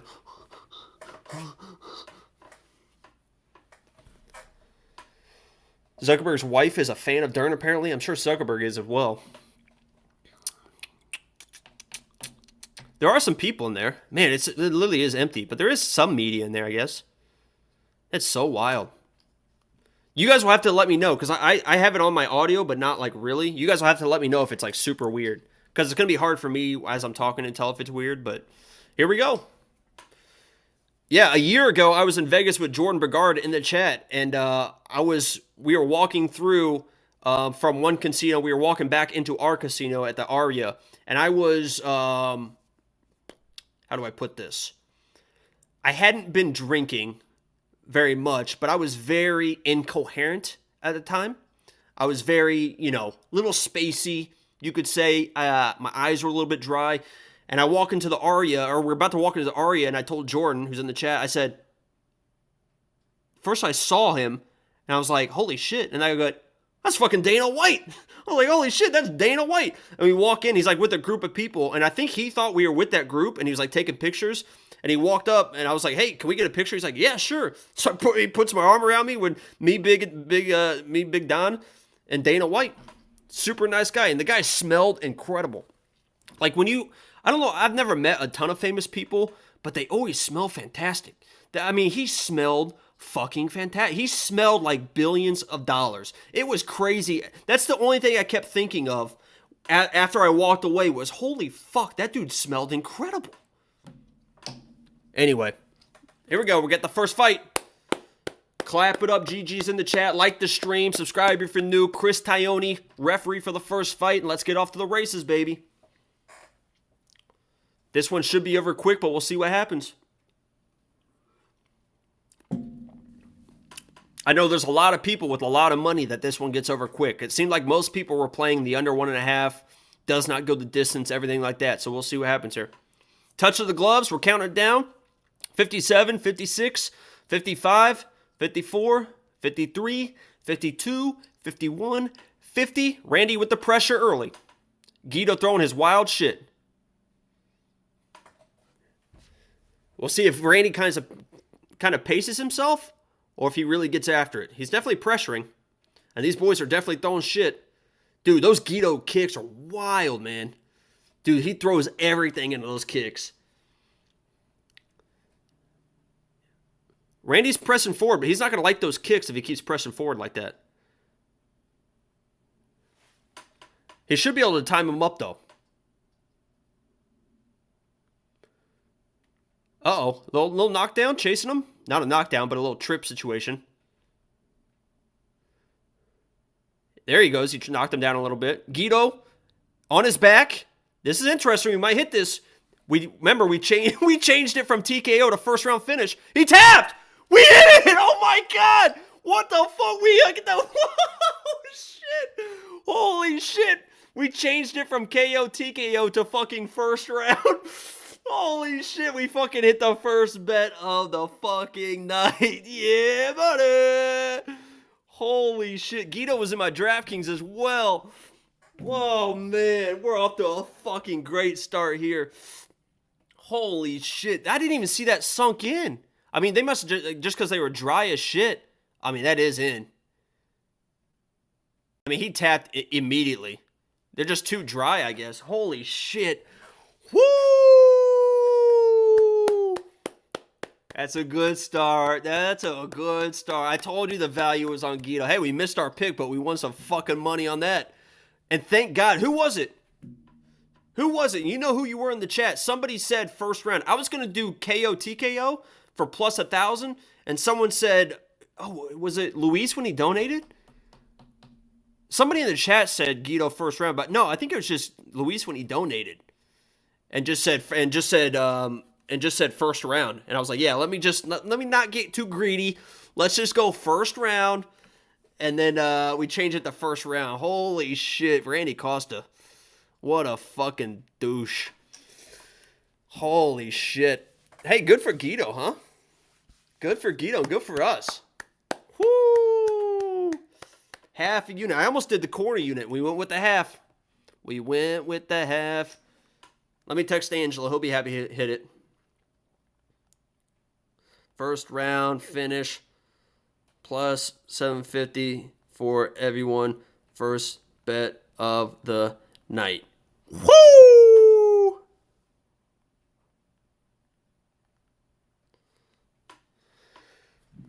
All right, let's look at it. Oh, we forgot to even you guys didn't tell me to change the graphic, but that's fine. Now let's look at the next one. Now do we load up again on Julia? Let's look at these. Julia by submission plus 250. Maybe we just do... I almost want to do this. Right? My fucking parlays rip. Yeah, Randy Costa was minus 300 was a little bit heavy for Randy Costa. I mean, I don't think anyone really expected that, but Guido was pretty live in there. Yeah, Julia's next fight. What do you think? Kayla, what did you do? You did knockout? Oh, I forgot what you did. I think you did knockout, didn't you? Oh, no. Oh, no. There's nothing worse. That's why I changed it to first round. There is nothing worse than when you play knockout or submission and then the other thing happens. Especially when you have, and it didn't happen in this instance, but especially when someone hurts somebody with their hands and then they get a submission. You'll see that with Brendan Allen a lot. He hurts someone and you're thinking, oh my God, my KO bet's about to hit, and then they get that submission win. It's always tough to chase stuff like that. Always, Chus. I told you to teach me. You did. My bad. I don't know how to do this. Listen, we're We hit Kayla. I'll take the blame, though. I'll take the blame. It's fine. You want to yell at me? You want to punish me? You can punish me. You can punish me. You and your boyfriend. Angela just texted me. Sorry. I think I like this one for the next one. What do you think? Does not go the distance for this next fight. I know I'm really high on Julia, but I think that I can take better value here because I don't know if I trust. I don't know if I trust her as much. But I like seeing this plus money here. It does not go the distance. Obviously, there is a world where they just kind of lay on each other for 3 rounds. What do you think? Julia sucks. Chandler sucks. Can't believe he just ripped that Guido first round. I believe it. I mean, our live bets usually are pretty... Especially when I go weird for stuff like this. You guys know that are in the chats, like on Contender Series, on Fight... A lot of times when I get wild like this, those are the ones that hit. Those stashes are like targets in my book. Yeah, when's the last time somebody won with a good mustache? Because I'm thinking like Devin Clark has a mustache and he loses. I'm trying to think of somebody with a mustache that really dominates. Did Stipe have a mustache when he lost too? I'm trying to think if Stipe might have had a mustache. I'm trying to think of all the mustaches. I see a lot of mustaches at the bars I go to on Friday nights. But that's beside the point. There's a bar here in Frisco, Texas, that's not a gay bar, but it sounds like a gay bar. So when you tell people that you're going to it, it's like, wait, where are you going? It's called, if you guys are from Frisco, the Dallas area, it's called the Concrete Cowboy. It's like when you tell people, hey, you want to go to the Concrete Cowboy? They kind of like, you want to go where? Where are we going? I think me and Jordan in the chat, we went to the Concrete Cowboy, but we had like brunch there. Oh, that's even worse. So me and Jordan in the chat had brunch at the Concrete Cowboy, and it was fantastic. And I think he even got it like a little strawberry drink of some sort. You guys tell me. You guys tell me right now. This is the one I'm eyeing. Let me look at some different stuff. Yes or no? I need yes or no on does not go the distance for the next fight. I kind of like that value at plus 110.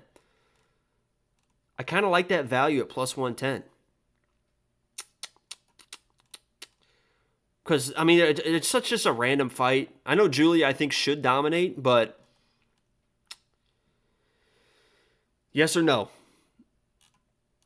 That's just the first thing that jumped out on me, is that this is going to go to the ground. And either Chelsea is who we think she is and really gets on top and mauls Julia, or Julia is who we think she is and, does what she does, and that's submit people. Either way, it feels like Julia's going to blow her load in the first round. I've seen Chelsea be able to go, right? And she's going to be there and be tough through 3 rounds. I think Julia could be a first round or bust situation to where if she doesn't get this girl out in the first round, she could get dominated and finished.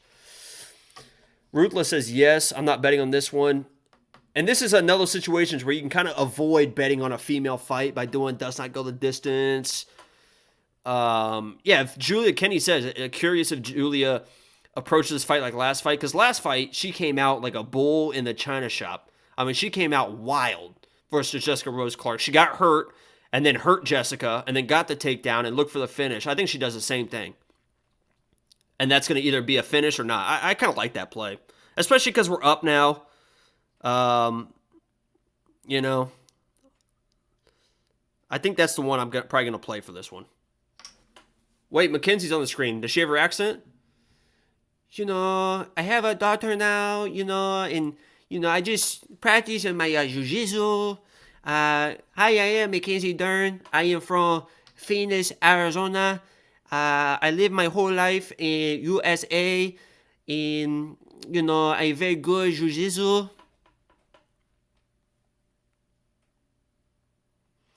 How much did we win on that one? That was almost 4 units win on that one. So we're up. We're feeling good.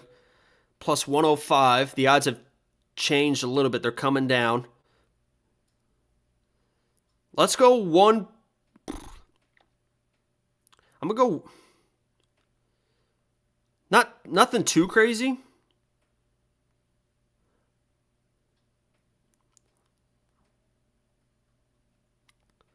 How much do I want to play on this?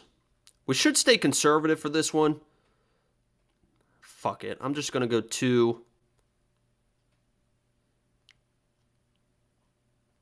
2.7 units. I'm just looking at my I like rounded numbers in my count. That's why I play like the random ones. Let's just do that. We'll still be up, and I kind of like it. We got it for plus 105. The odds changed a little bit, but let's put it in here. I don't want to chase one side or the other on this fight because women are just way too unpredictable. And I know I was speaking highly of Julia, but, you know, it's really hard to trust women. In life, in life, no disrespect to the women in the chat, but I think it's just, this is what we're going to play. And I'll put it in the chat right now. Make sure I have it locked up. Remember, I wouldn't recommend tailing me, but if you want to, it is what it is. I try to do my research. I actively try to make the best bets I can. Sometimes we chase, sometimes we're up. If we hit this one, what's the next fight?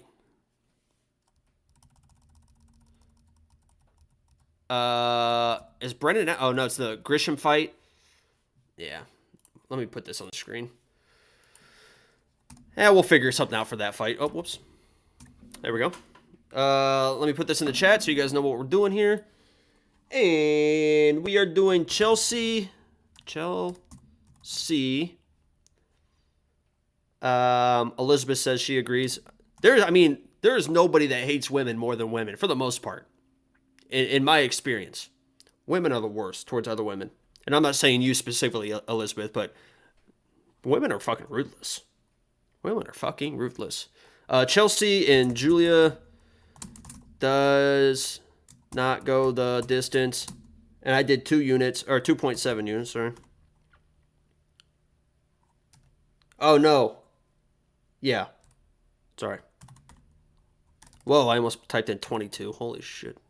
2.7. At plus 105. They were plus 110, so we got somebody jumped the gun on us and undercut us a little bit. But that's why I'm hanging out with a bunch of dudes right now. Everyone say hi to Elizabeth. Everyone be nice to Elizabeth. I think if I was a girl, I would just be around dudes all the time. That's why I always say. Whoops, I almost forgot to put units. That's why I always say that, yeah, 2.7 units. Yeah, we're up. We hit the big one. We just hit this one. So we're up 4 units to start the day. Almost 4 units. So let's get after it. Now, Jacob talking about if he was a girl. I'm telling you right now, and this is not going to be a popular thought in the chat, but I'm being 100% honest with you. I know that being gay is not a choice because if I could choose to be gay, I would fucking be. You know how awesome it would be to have just a dude best friend that you just hung out with and you were in love with to just hang out and watch sports with all day? It'd be incredible. But I can't do it.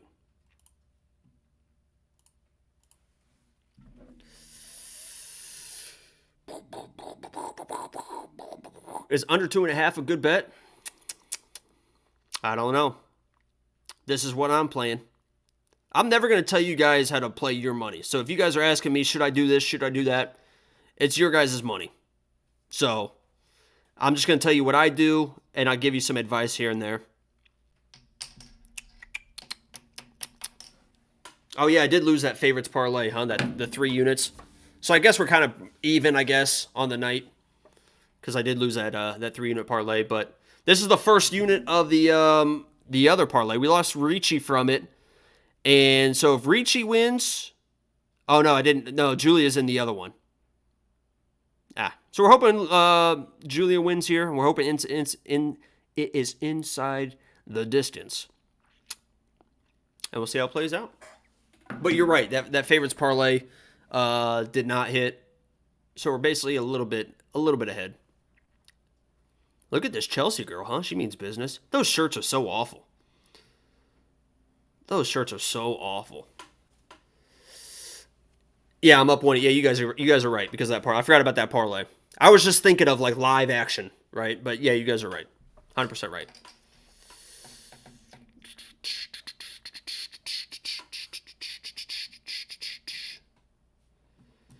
Oh my god, for some reason when I saw that UFC streaming thing, I thought they timed out Jesse. I read that completely wrong, and I thought there was some bot that came out in here and fucking timed out Jesse. I was like, wait, what the fuck just happened?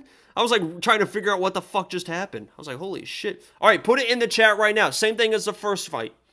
Put in the chat right now who you think's going to win and what your bet is for this fight. It doesn't have, you don't have to put how much money you're putting on it. Just what your prediction is for this fight. If you actually have money on it, put in the chat so you can talk shit afterwards. Let's see what happens. My pick for this fight. Oh, I forgot to fucking pin it. Fuck. I gotta scroll up. Fucking scroll up. Here we go. My pick for this fight is Julia. I think that she dominates this fight. But my bet is I have Julia in a parlay, which that would be a good one to hit to start that 4-fight parlay. That 4-fight parlay is like plus 2,000 odds. This is an important one to hit, obviously. But this is my official bet for this fight. Like people said in the chat, we're up about a unit. So we'll be down if we lose this, but we'll be up big once it hits. Fight does not go the distance. If you guys don't know what that means, does not go the distance. 2.7 units plus 105 on that. Pretty much a pick 'em, and we'll see how it plays out. Ruthless has Julia by sub. No money on these turds, says Bert. Julia win in the first round, or is that 1K, Keza? Julia sub round 2. A lot of you guys get really specific with these bets. How do you normally do? Because I used to do that. Look at Julia kind of marching in. I mean, Julia is fucking ready. My girl is fucking ready. Chandler wins inside the distance. Chelsea looks like a tank. Guido first round. Easy bro. Costa had the money line. Having me with the L vibes. Stoliarenko, money line. Chelsea by points. Goes to a decision. Jesse, motherfucker. Maybe we should time Jesse out. His prediction is that it goes the distance. Oh, Tabitha Ricci. Wait, is that Tabitha Ricci in Stoliarenko's corner? It is, right? I mean, the baby shark is in Julia's corner? I mean, come on. Dude, she is going to do... I'm glad I have this bet now. This is about to get fucking wild. The first 30 seconds of this fight is going to be fucking wild. Fucking wild. Julia is going to sprint across the octagon and do devilish things. And my DraftKings, if she wins early, is going to be fucking fantastic. Because I had Guido and Julia, I think. Let me check.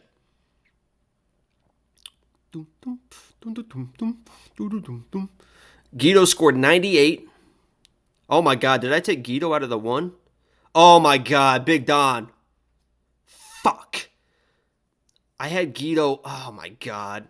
In my friends league, that Jordan Begard in the chat, I thought I had Guido in that one as well, but I don't. Fuck. But I do have one in like a big league. I'm in third place right now in a league of 1.7 thousand, or 1.7, I guess that is what it is. 1.7 thousand people. I'm in third place right now. Tied for third. Winner gets like $1,000 or something like that. And I have Julia in that one as well. I had Guido. I have Julia. So this is big money. So I'm working with like 3 different lineups. And the one in my friends league, I thought I had Guido win, but I must have changed it. That's a shame. But it is what it is. I didn't have Costa. I did not have Costa in any lineups. I'll tell you that.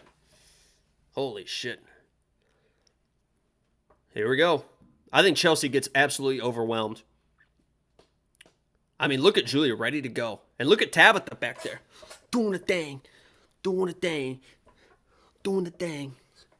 Right?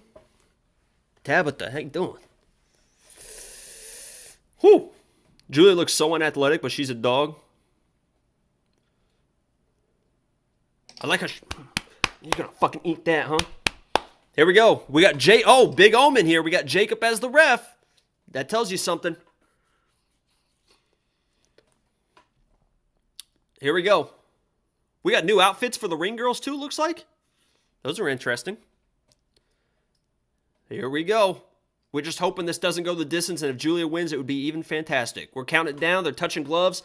56, 55, 54, 53, 52, 51. Throwing bombs ready. They look like fucking sisters in there, huh?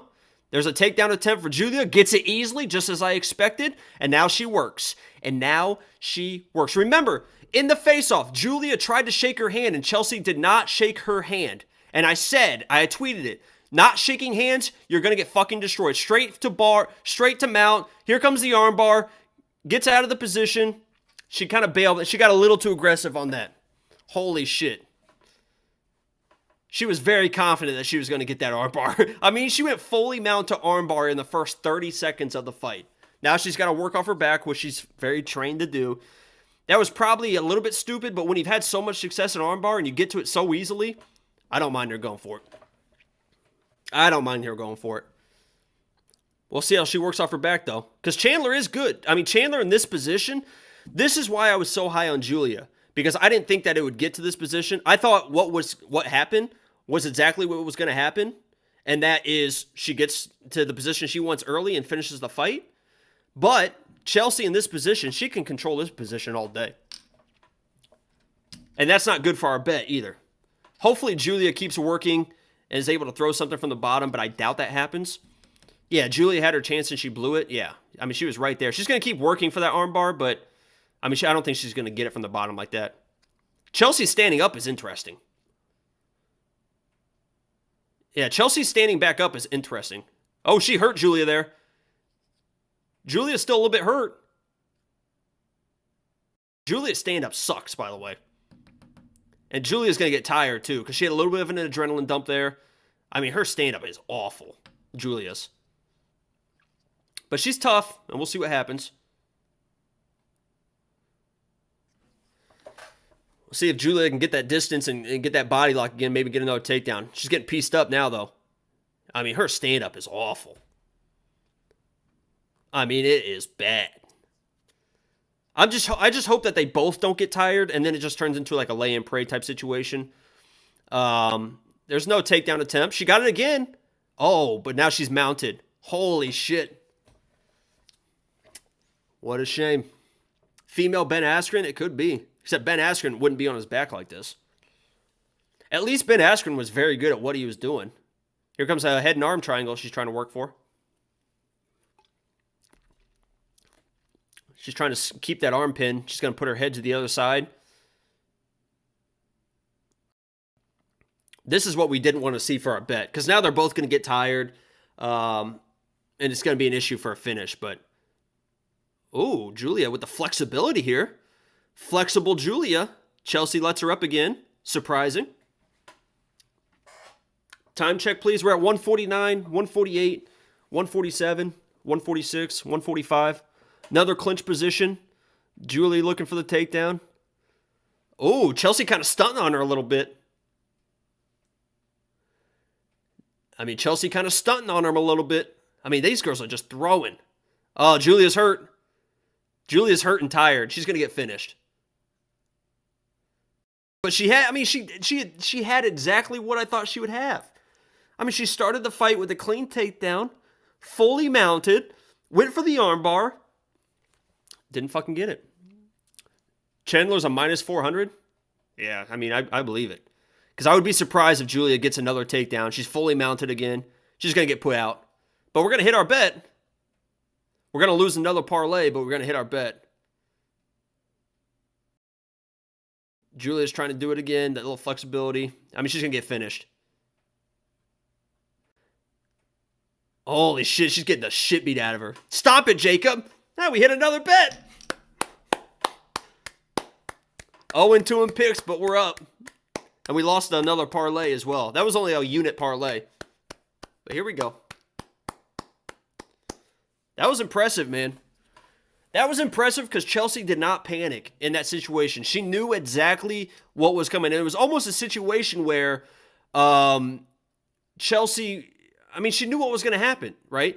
So when she was taken down, Julia goes straight to mount, And instead of like working that position, like Chelsea just worked them out position, she went straight for the armbar, and Chelsea knew exactly what was going to happen. Chelsea knew exactly what was going to happen. So right when she went for the armbar, she just rolled with it. She did what she needed to do, forced that scramble, and then Julia was just kind of done after that. So what I thought was going to happen exactly happened. Julia got the clean takedown, got to the position, didn't get the submission, but we still hit the fucking bet. But now we're 2 for 2 on live bets. 2 for 2 on live bets. 2 first-round finishes, too. They're going to have to kill some time, man. Kayla, did you hit that one? Did you hit a bet, Kayla? I worry. Guess she ain't such a turd. I think that is more for... This says a lot more about Julia than it does about Chelsea. And I'm not trying to take anything away from Chelsea, but Julia is not a nail. Good hammer, not a nail. And that's why the Jessica Rose Clark fight was so frustrating, because if Jessica Rose Clark just kind of like chilled, right? If Jessica Rose Clark just kind of chilled for a little bit and didn't get too aggressive in the striking, she would have destroyed Julia. But she got a little bit too aggressive. Julia found that same takedown that she found versus Chelsea, right, against Jessica Rose Clark.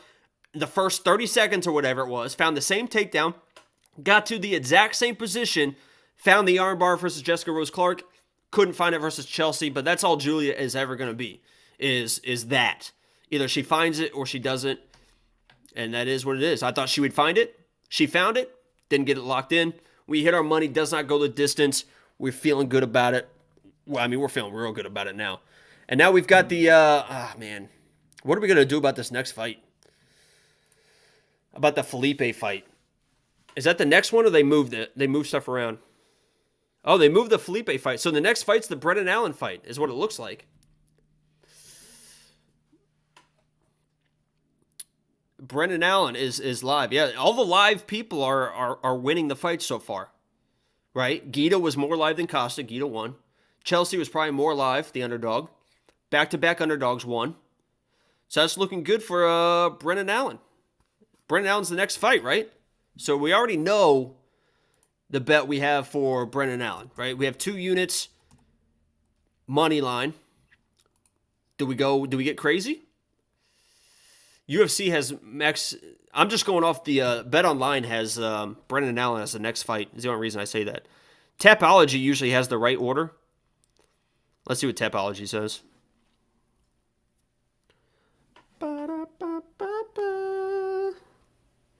Tapology usually knows.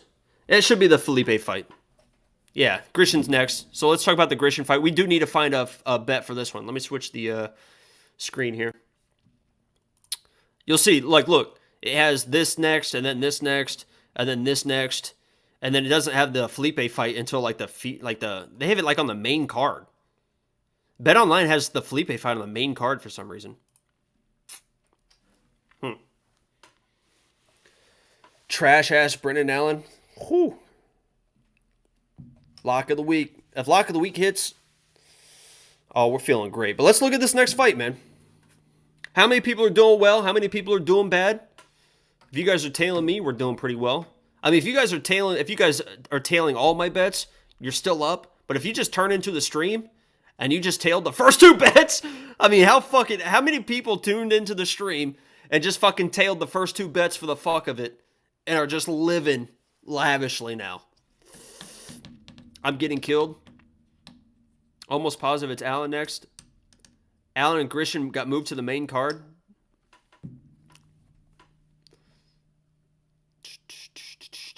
And this is one of those cards I'd be very careful. If you guys are down right now, I'm telling you right now, I would be very careful chasing money. I would be very careful chasing money. It is Brandon Allen next. Holy shit, it's the Allen fight next. They did move the fight. Even on the UFC website, it's changed too. The Lins fight's on the main card. Holy shit. We got Lock of the Week next. And look, it's a pick'em now.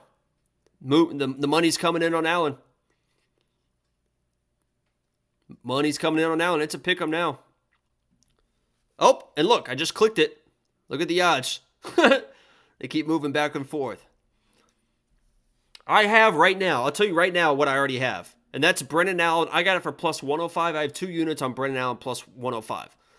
So what we could do is try to hedge that a little bit, right? Because we're up units. And we could try to hedge it a little bit. How do we want to hedge it?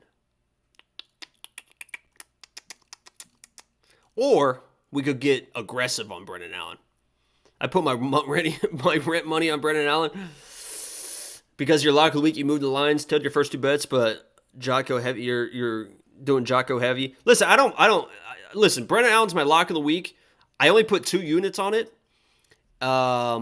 And I don't feel great about putting more money. Like usually in this situation, lock of the week coming up, we're up units. I would double down on Brendan Allen, or normally for my lock of the week, but it's hard to trust Brendan Allen, man. It's fucking hard to trust Brendan Allen. They moved the Grishin fight to the main event, or not the main event, the main card for some reason. Don't hedge anything. You already have your bet. Yeah, should I just double down on Brendan Allen? Should we just chase a first round Brendan Allen again? I'll throw something weird like this. I kind of want to throw like a little quarter unit, something weird like this. Like quarter unit. Or maybe like 0.3. And then we'll still be up. If Brendan Allen wins, we'll still be up 2 units. Right? Because those submission odds are kind of crazy, right? Somebody said double down. First round Jotko hedge. If Jotko finishes Brendan Allen, holy shit. I'm not saying it can't happen, and Brendan Allen does put himself in positions in the striking to get hit, but I would be, holy shit, that would not be a good situation. I really like Jotko by decision. I could hedge it like that, plus 125. Well, just put a unit on it, but then, nah, I don't want to do that. I don't really want to hedge it. Should I just let it ride? Just the 2 unit money line? What are you guys thinking? Allen isn't losing. Jotko sucks. This is one of those fights where people are like really sure one way or the other. People are really sure. Oh my God, Jotko doesn't even have his fighting shorts on. He's still got his socks on. This dude's about to fight in 8 minutes. Dude's got his socks on. Brendan Allen. Okay. He's got the yellow shorts. That tells me jiu-jitsu. Okay. Yellow shorts tells me jiu-jitsu. I think I'm getting wild here. I think that we have Allen. We already have him by money line. Oh, man. I just got like a little flutter in my heart. Because Allen is a dude that even when he hurts people, he just chases submission, right? Allen is one of those dudes that he hurts people and then he just immediately, like you saw with Guido, right? Somebody goes to the ground, he jumps on their back. So I don't think I need to go round 1, round 2, round 3. I have 2 units on Allen. I think if we go down in fucking flames. And we throw some units right here. Right? Because we're up. How much are we up? We were up about a unit. We lost the unit parlay, but we won basically 3 units. So we're basically up 2 units. So I could either be even after the Allen fight if he loses, or I could be down a unit and a half if we throw a half unit on all these. You know what I mean? Because look, if you take Allen by submission, you're only getting plus 400, right? Which isn't bad. If I go to Allen by round submission, plus 1,500, plus 1,800, plus 2,200. So you're telling me you wanted me to play just submission plus 400 when I could go by rounds and get these fucking odds?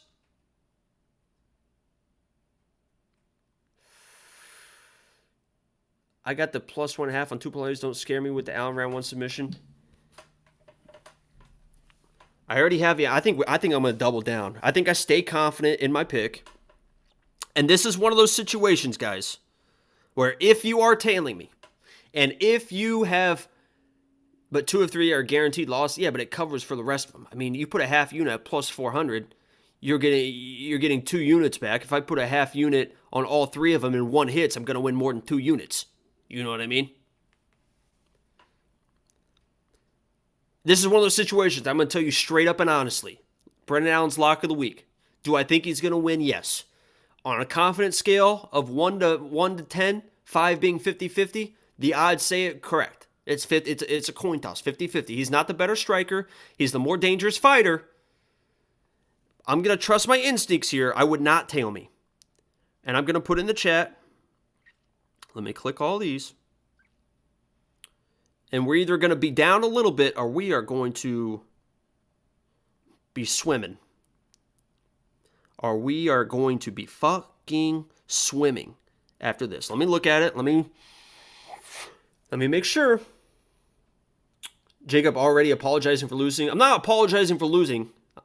I am just making sure. Because I know what people do. They watch the stream, a couple bets hit, and they just start tailing. Right? They just start blindly tailing. Which is fine, but I don't want anyone coming to me and being like, oh my God, I put it all on this, and you fucking do your own research, have a mind of your own. I bet with money that I don't care if I lose. So if you guys are betting with your fucking rent money, just saying. But I am going to get a little aggressive here, right? And it is placed, and we're a little aggressive here. So this is what it is. I have 2 units already on Allen money line at, oh, there's McKenzie again. I changed you at plus 105. And then I have sub round 1, 2, 3, 0.5 units on each. And those odds were 1,500. Plus 1,800 and plus 2,200. So this means that if Allen wins by a decision, I'm still up. If he wins by KO TK, I'm still up. But if he wins by sub,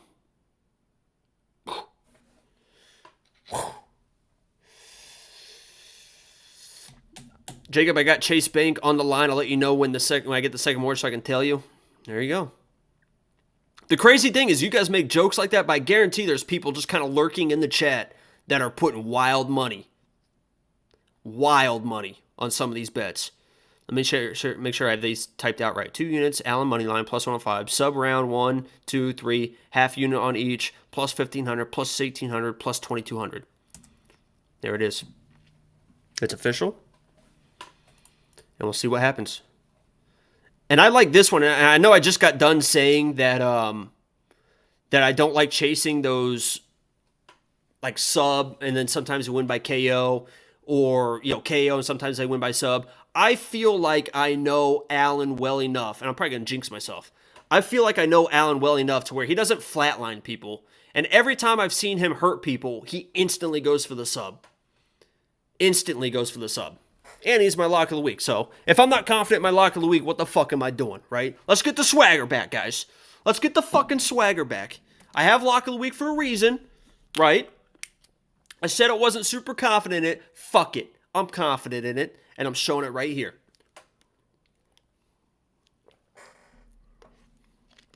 Allen losing, Angelo's right this time. That would be the first time. I put tuition on Allen. Let's ride. Let's ride. We got some time to kill here because they're going to have to kill at least 15 minutes or something. So if you guys want questions, answers, whatever on any other fights, what are you guys feeling? What are you guys playing on this? I know a lot of people said Jotko by points, plus 125. I lost on the Chiefs and Dolphins, but I'm looking forward to tomorrow. Congrats on your Colts. That was a big win. That was like the most, honestly, the most predictable win ever because that's just like what Frank Reich's teams do. Every time I've been a Colts fan my whole life. Since Frank Reich has been there, we always start off slow, always start off the season like shit, and then we always win that big game that we should not have any business winning. And that was one of those games. So it was like everyone, even in Indianapolis, I don't live there now, but I listen to all the media. Everyone was like, this is probably the game that Frank Wright wins. This is probably the game they win because that's just what he does, like somehow. It's a very weird. Should Derek Lewis retire? He's fighting, who's he fighting? Because I called it the Derek Lewis retirement fight. It's,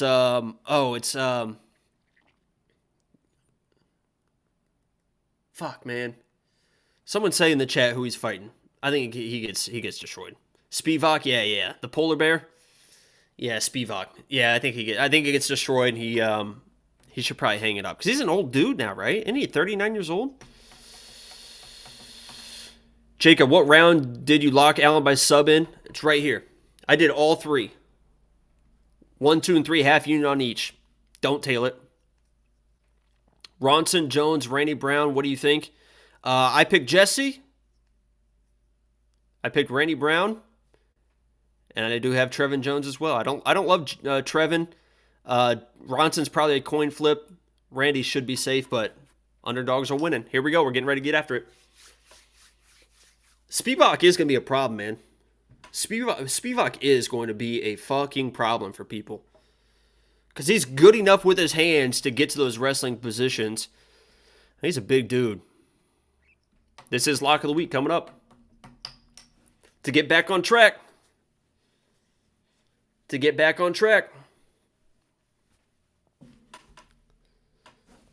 And I'll be honest with you. These monsters, I've been pounding this monster. I'm getting like cold chills. Just running through my veins. That's why I started drinking this water. I'm like, oh shit. And I haven't really eaten today. I might have to go get a bag of jerky. Spivak going to be a future top 5 heavyweight? Probably by next year. I mean, spring of next year.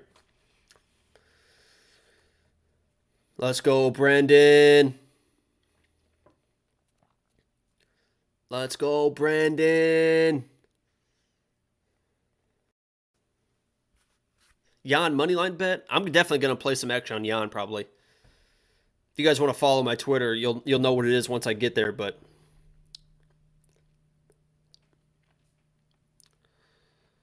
dun dun dun dun dun dun dun dun dun dun dun dun dun dun dun dun dun dun dun. Boom boom boom boom. All in on Allen's hat. Yeah. And this was another situation where I guess it worked out for Chelsea. She didn't do the handshake. Jotko looked like he was trying to talk shit. To get himself hyped up, looked a little bit nervous energy at the face-offs, and Brendan Allen is as cool and calm and collected as they come. So we'll see what happens here. Looks like he's improved the tattoos a little bit. Whew. Back-to-back wins. Everyone says that Jacob Malkoon fight was not a win, but goes down as a win. I tailed you on the sub because of Allen's hair. That hairstyle says he came to play. Yeah, he's been growing that thing out. He's a cool dude, man. You can't really trust him.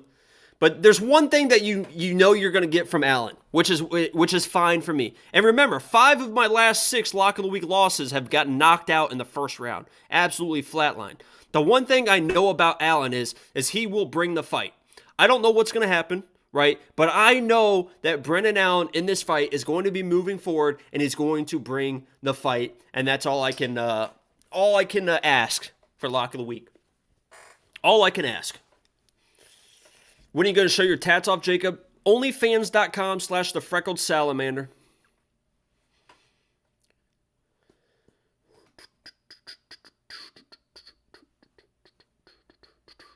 Look at Jotko like trying to eye this dude down.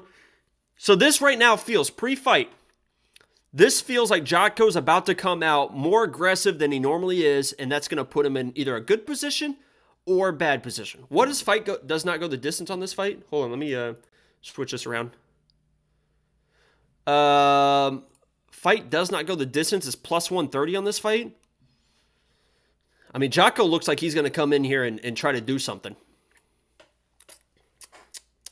We'll see what happens with that. We'll see what happens with that. Fight does not finish. That's what you're playing, Jester, plus 125. Yeah, he looks a little bit more agitated. Looks a little bit more agitated. Yeah, who is in the... There is no crowd. Who is in there? Who bought it out? Someone bought out the entire place. There's no media. There's no crowd.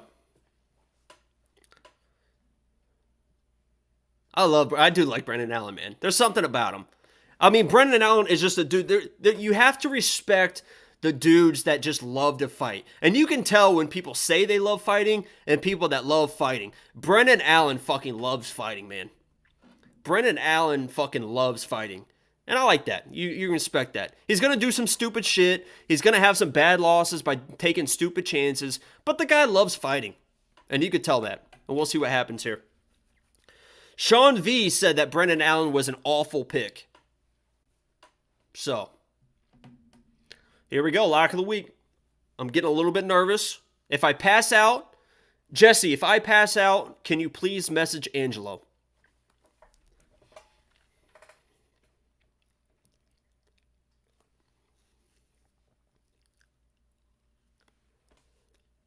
Here we go. All in Allen. Here goes Jotko trying to look tough. He's got some ears on him, huh? Even when he's slipping punches, do they count those as strikes? If he slips a punch but you clip his ears, you know, if Allen's just clipping his ears the whole time, I think those count as strikes. Here we go. Lock of the week. Trying to get back on track. We won 10 in a row. Trying to start it off back with Brendan Allen for another streak for 15 in a row. Let's get it started. I bet they don't touch gloves, and here we go. If you guys could feel my heart right now, it's going... Dun, dun, dun, dun, dun, dun, dun, dun. Here we go. No touch of the gloves, and they're off. 57, 56, 55, 54, 53, 52, 51, 50, and let's get after it. Body shot. Nice kick by Allen early. Doesn't seem too over-aggressive. Jotko goes to the ground with them. A little slip and fall. This isn't bad early. Oh, going for an early armbar. Oh. Oh my God. What the? Oh my God. That was wild, huh? Holy shit. Hopefully that's not the sign of what Julia did, but that was that was quick. Holy shit. He's good on the ground. I worry about Jotko's pressure. Jotko knows, you could tell right there, Jotko knew what he was doing. He didn't panic in that situation. I don't want Allen to be here for too long on his back because the pressure will wear him down. And Jotko will play this game fucking all around. All around. Because he's not giving him any space now. Jotko's not giving him any space. That worried him enough to where he's not giving him any space to try and work anything. But Jotko doesn't mind being here. Like you saw, Chelsea against Julia kind of gave up this position and was kind of worried about it. Jotko will stay here all day. He's not worried. He's not worried in this position. Yeah, Allen should have just used that to get back to his feet. But it is what it is. He thought he had it. They were dry.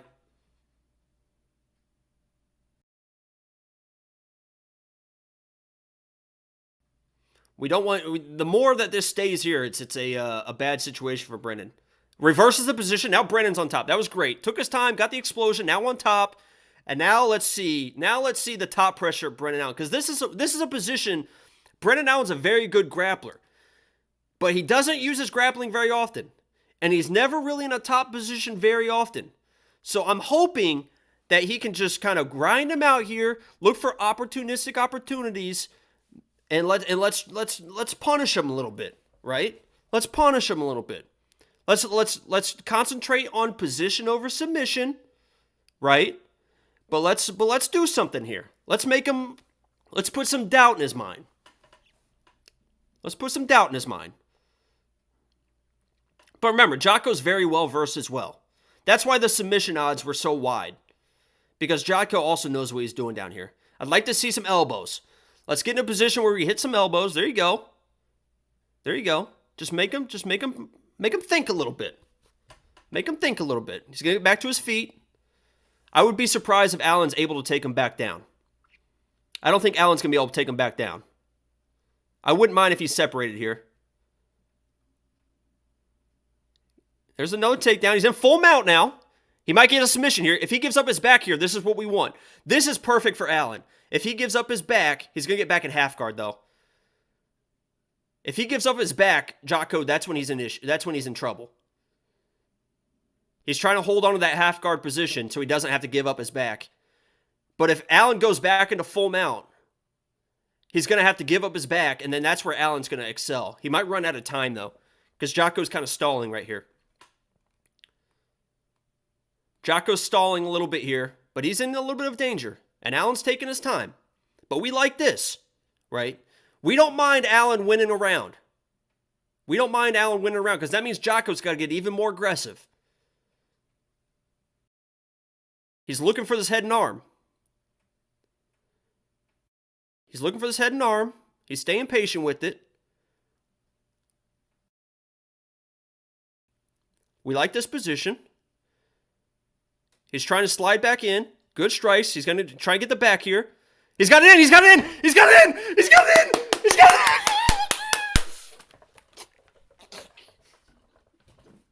in.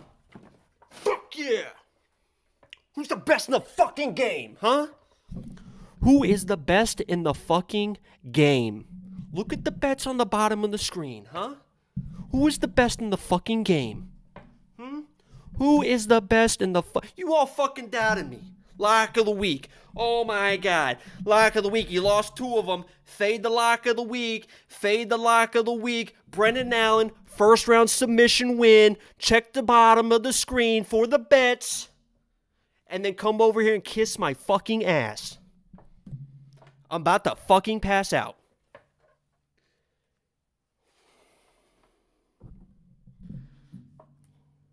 Let me tweet this. I have a tweet ready to go. We knew we were hitting it. I have the tweet ready to go. Have it ready to go. My hands are shaking. I'm about to pass out. I mean, come on. That is easy reads. Easy fucking reads. Oh, big checks only with the $4.99. You're the GOAT. We appreciate the donations. Listen, if I just made you, with the first 3 fights, if I just made you some money, why don't you show some fucking support? Why don't you become a premium fucking member and get all these bets? Jesus Christ. Let's lock it up. Send the tweet. We already had it locked and loaded to go. 99 cents from Raider Dog. We appreciate all donations. All fucking donations. 3 for 3 on the bets. Lock of the week. Unbelievable. I appreciate you guys. I know everyone that has been here through thick and thin. Because there's been some rough times. There's been some good times. And now we're about to hit a fucking good time again. Sean V, where the fuck are you at? Where the fuck are you at? This is a terrible pick. What a terrible pick. The thing about Sean V is he doesn't even give a fuck. He'll be like, well, let me read it out loud. Let me just, here we go. I'll just read it out loud, We'll just fucking read it out loud. Let me see where it is. See if he deleted it. Here we go. Sean V, 21 hours ago. Here he goes. Hi. Sorry. Hi, my name's Sean Lee. Let me put this comment on Jacob's Lock of the Week video. Dear Jacob, this one is gonna lose.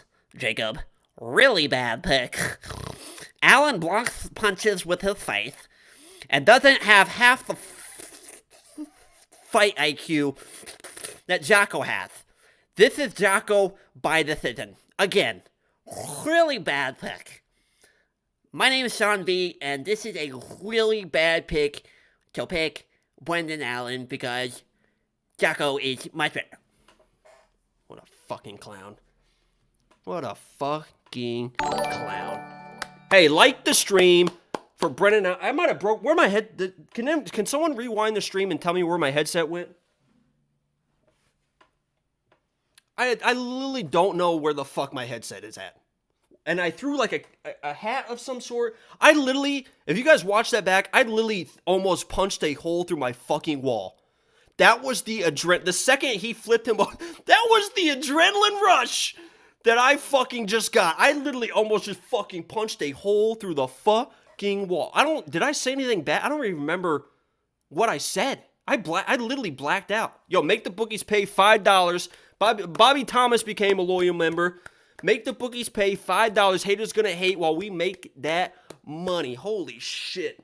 Are we living well? Are we living well? Oh my God. Holy shit. Whoo! Patrick Shelley with the 5, with the mic drop. 100%. I am him. I am him. Jotko made a horrible move, decided to go to the ground. The issue was, I don't mind Jotko going to the ground. I was very, very surprised that Brendan Allen got that takedown to lead that to position, right? Because they got back to their feet, right? Jotko got back to his feet.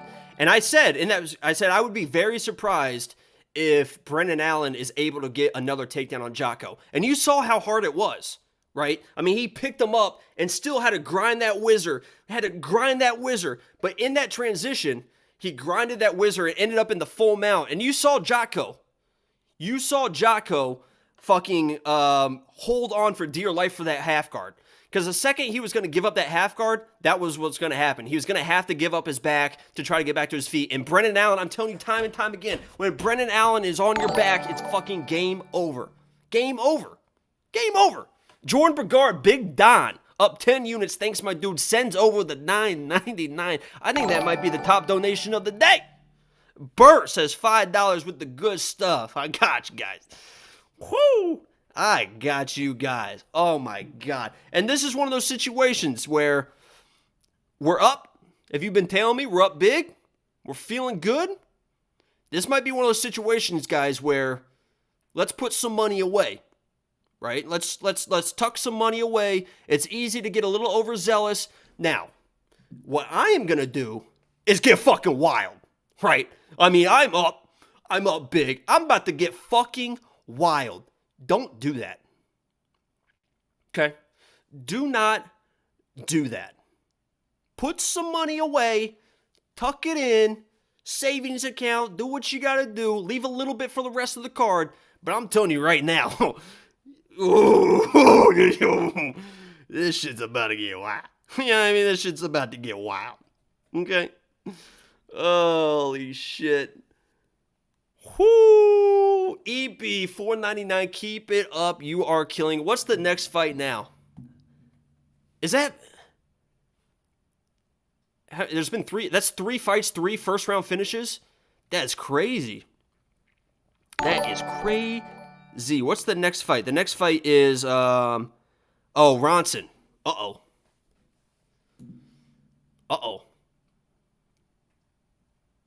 So I already have Ronson moneyline. I'll tell you guys that straight up. If you guys are a premium member, if you guys want to become YouTube members, that supports everything as well. And we appreciate all the people with the crowns by their name. That is like next level support, right? Because becoming a YouTube member and getting a crown by your name, you don't really get much for that, right? You don't really get. Oh my God, we got the bots in here. Bots are back because we're making money. But you don't really get anything from that. You're just a member. You show off in the chat that you support the stream, and we appreciate those people. Everyone that you see with their crown by their name. If you want to support the stream and get stuff back, go to WeWantPicks.com.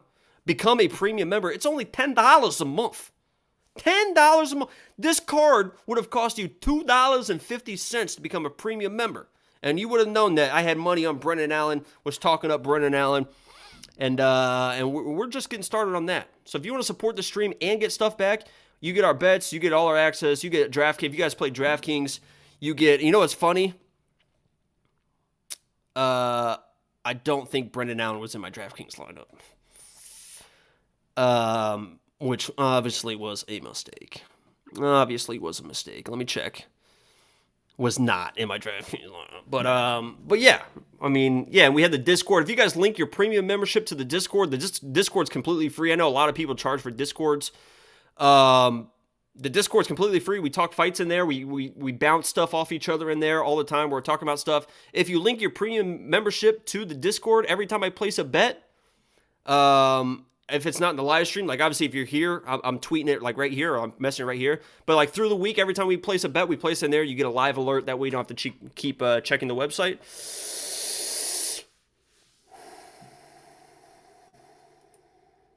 Jesse Ronson was only a Discord notification, wasn't updated on the website. That's Angelo's fault then. That piece of shit. But I will say, for this fight, I have 2 bets on this fight already, and we're probably just going to roll with them. Okay? We're probably just going to roll with them. And it's going to be, let me show the screen. For this fight already, I have -2.5. And what did I get for that? Premium members? When I tweeted this is the other thing that when you talk about premium membership and why you sign up and why it's important to get shit early. Can somebody in a premium membership remind me, and I'm about to check right now, what I got these at? Under 2.5? I got this. It's -205 right now. On 9/26. So 5 days ago, 4 days ago, whatever it is, I placed 2 units on under 2.5 at -120. I got this bet that's at -205 right now for -120 on Tuesday or whatever it was. And I put that I put that for our premium members. Not saying it's gonna hit, but I'm just saying I got much better value than it is right now. I also put Ronson 2 units. So we have 4 units on this fight already. So this is what we're going to roll with. I got Ronson 2 units at +120. He's now a +110. So we got a little bit better value on that as well. But Fisherman, you're down 0-2, man. We're fucking going. This is the only social media I use. Kind of why I didn't get a premium membership.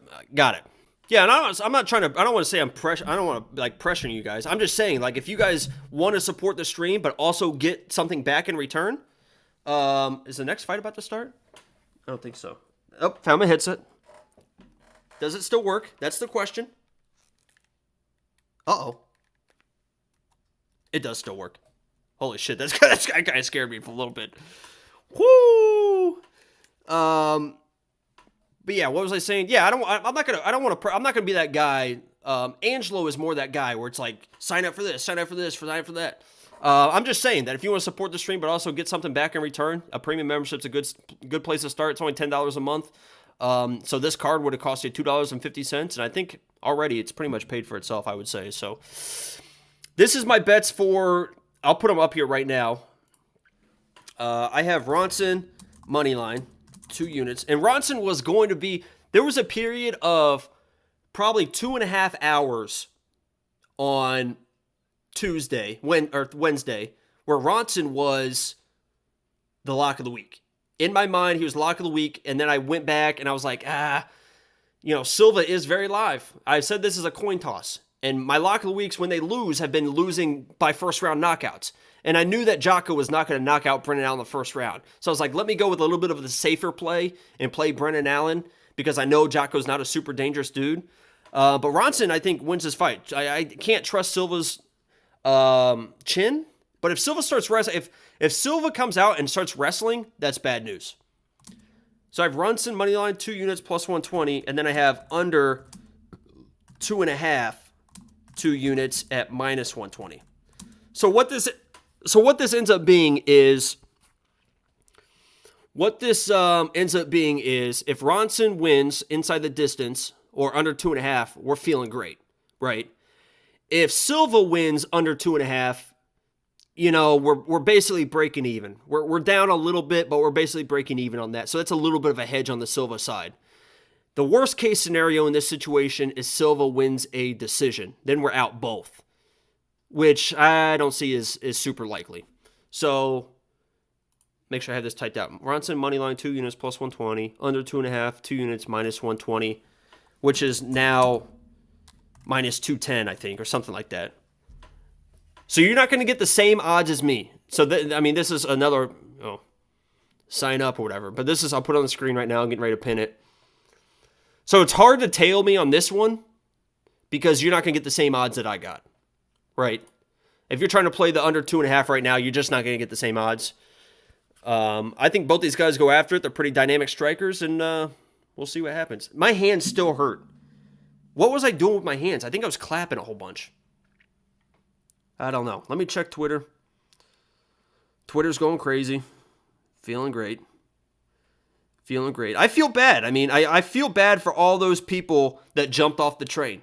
I mean, I hit 10 in a row, and I lose 1 week, and I guarantee there's people are like, oh, fuck this, dude. Like, fuck this, I'm out of here. Missed opportunities.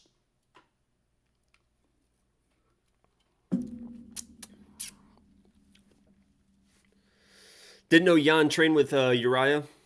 That's Team Alpha Male, right? Is Uriah Team Alpha Male? That is Team Alpha Male, right? That's, damn, Jesse, you're on top of that, man. You're on fucking top of that. That's a Slava's at Team. I can't wait for that Slava fight. Is that I think the Slava fight's the featured prelim now. I can't wait for that fight. They're going to have to kill some more time here. We're going to have to kill another like 15 minutes or something here. Why would you jump off the train? I don't know, man. People don't believe in it. We're now 24-10. Or 24-12 in lock of the week. So it's not just about that 10-fight winning streak. Obviously, I lost 4 in a row before that, doing some weird stuff, chasing grapplers. But I mean, 24-12, picking all underdogs. It's pretty crazy. Literally every single person that I pick is supposed to lose. The odds are telling you that every single person I pick is supposed to lose. And at like a 68, 67% win rate is the lock of the week. Most people can't fucking pick normal fights at the rate that I pick underdogs. Can you pay for a year's access up front for the membership? If you message Angelo, I think he'll let you do that. There's like there's a different way that they have to do it. You can't do it directly, like signing up. You can't do it for a year.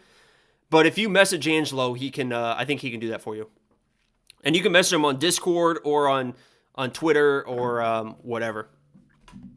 And if he messages you, or if you message him and he doesn't answer you, message me on Twitter or whatever, or Discord or whatever, and let me know, and then I can get in contact with him. And we'd appreciate that. We appreciate the support. That's crazy, crazy support. 24-13, yeah. 24-13. 24-13, and 2 of those losses were on the same card, and then 3 other losses were on the same card. So 7 of those losses were on 2 cards, which is kind of crazy. Anyone betting Bellator? When does that fight start? Because I think the main card for Bellator starts when the UFC main card is over. Something like that. Something like that. Let me get in the Discord real quick and say hi to everyone.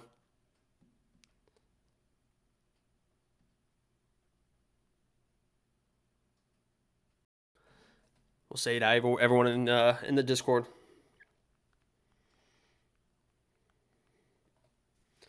Woo!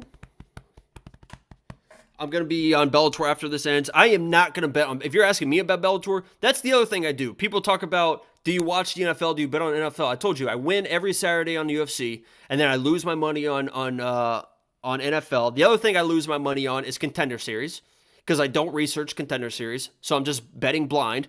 And the other thing I lose my money on is PFL, because I don't research those fights, so I fucking lose all the time on there. And then Bellator as well. I got to stop betting stuff that I don't research. You know what I mean? Only bet on stuff that you know somewhat. If you were betting blind, that's not how you do it. Oh, man. Actually, let me real quick. This monster's almost gone. Let me go get another monster and a bag of jerky. Is that okay, guys? Do you mind if I go get a bag of jerky real quick? And, hey, Gio, we appreciate you stopping by, man. And I appreciate you guys. I didn't see all the congrats. I was kind of blacked out when I hit the lock of the week. But I appreciate all you guys. I know a lot of people kind of popped in and said congrats and then left. I appreciate you. You guys say no.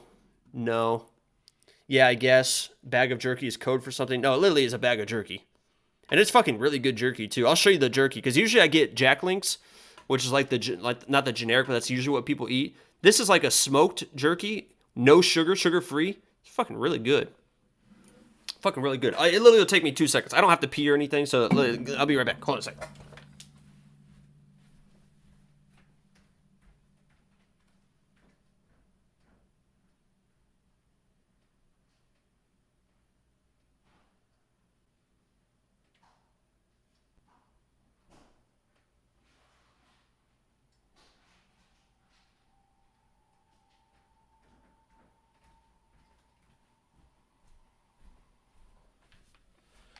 Woo!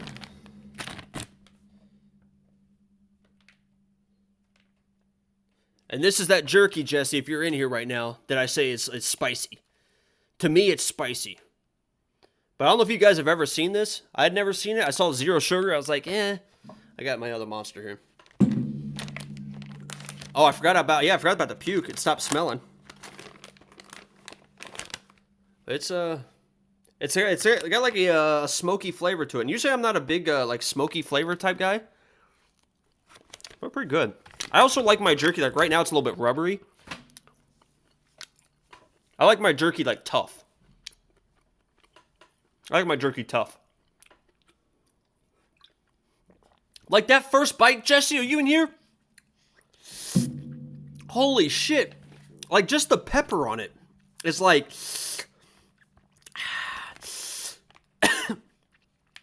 Holy shit. Like it literally... Oh, God. It literally... It literally is like fucking pepper jerky.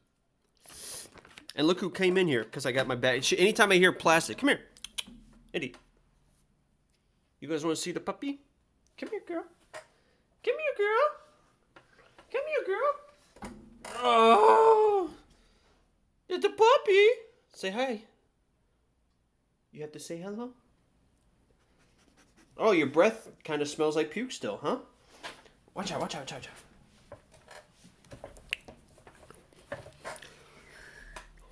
She's the best looking puppy in the entire world. It's not even close. When I take her to the dog park, everyone's like, "Oh, is she a puppy?" She's 7 years old. 7 years old. Do you guys? This is really random. Do you guys watch? No, go lay down. You're not getting jerky.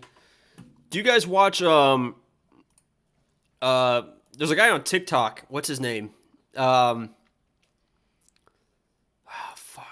Johnny Hamcheck or something like that. Johnny Hamcheck, and he like always goes up to people and just starts acting weird and asking real weird questions and stuff. Anytime he sees somebody with a dog, he's like, yeah, I've got a dog too. It's a something corn husky or Canadian corn husky or something like that. And then he'll be like talking to somebody about their dogs and stuff. And the issue is, or not the issue is, his thing is he's always like super weird, and people are like, it's awkward. They don't know how to react. And he'll see somebody with a dog. He's like, oh, what a cute dog, you know. He's like, yeah, my dog is a battle dog. He's like, I got a battle dog. And they're like, oh, really? He's like, yeah, my dog would fuck your dog up. And they're like, he's like, yeah, if they went at it. He's like, they don't battle other dogs and stuff, but a lot of times with wild cats, they'll battle them. But my dog would fuck your dog up. It's so funny. Anyway, here goes Jesse. Here goes Jesse. I don't even know how many units we're up right now. This one will obviously not hurt. I assume this is going to be under 2.5. So even if Jesse loses, it's not like an awful situation. But we'll see what happens here. What was I about to look up? I literally can't remember. I picked up my phone to look something up. I can't remember what I said.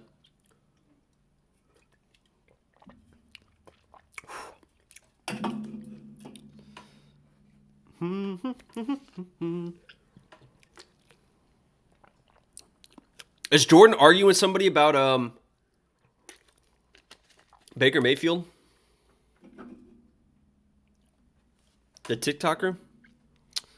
No, I wasn't going to look up the TikToker. I thought I was looking up something about this fight. But maybe not. It must not be that important.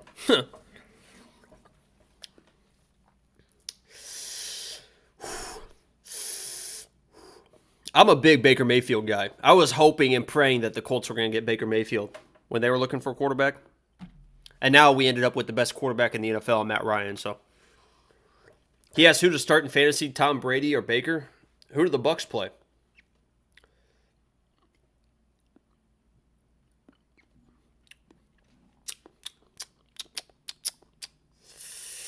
It's probably Tom. I mean, if you're choosing, they play Kansas City. I mean, Matt Ryan just kind of tore up Kansas City. I imagine it's probably going to be a bounce back game for Kansas City because they were kind of embarrassed by the Colts a little bit, but you know, they might have exposed some things, right? Tom Brady saw that fight. He saw what Matt Ryan was doing. Here we go. I'm very interested in this fight to see. Remember, put in the chat right now. Put in the chat right now what your prediction is for this fight. Jesse or Silva. And we'll see if Silva comes out and wrestles. That's going to be the telltale sign. This could be another first-round finish. This card has been wild. We haven't gotten out of the first round yet. And this could be another one. Jesse's picking Jesse. Silva submission. Ronson finish. Ronson in KC. Ronson first round. Silva thinking Jesse decision. I'm rolling with Baker. People are saying decisions are kind of wild. You could be right. I'm not saying you're not right, but I think this one's over quick. I think this might be the quickest fight of the night. Yo, I wish I could ban that person. Or that bot, but I can't. I can just time them out. I don't have full access. Angelo doesn't give me full access. Under 2.5. 5 units, DD. DD! Uh-oh. What kind of odds did you get on that, DD? Did you get it earlier? Or did you get the -2 whatever? Who's the bot? Angelo's the bot. Always a bot. Angelo, I think, only had one bet this week, and it was Jotko. Oh, he had another one. I can't remember what it was. I got it on now. Got it. Here we go. We got no nonsense in here. Yo, those new ring girl outfits are fucking awful. Can we agree? Is Elizabeth still in here? Kim, are you in here? Can any females weigh in on those? They looked awful. Here we go. We're at 55, 54, 53, 52, 51, 50. Silva not wrestling yet. And Jesse's hair is the worst shit I've ever seen. I don't know why he doesn't just shave that shit. If Jesse shaved his head and had a beard, he would look like a good fighter. He would look like a fighter that he is. Yeah, he is big, huh? Jesse's a big dude in there. Both these guys know what's coming from the other way. So they're a little tentative right now. Little tentative.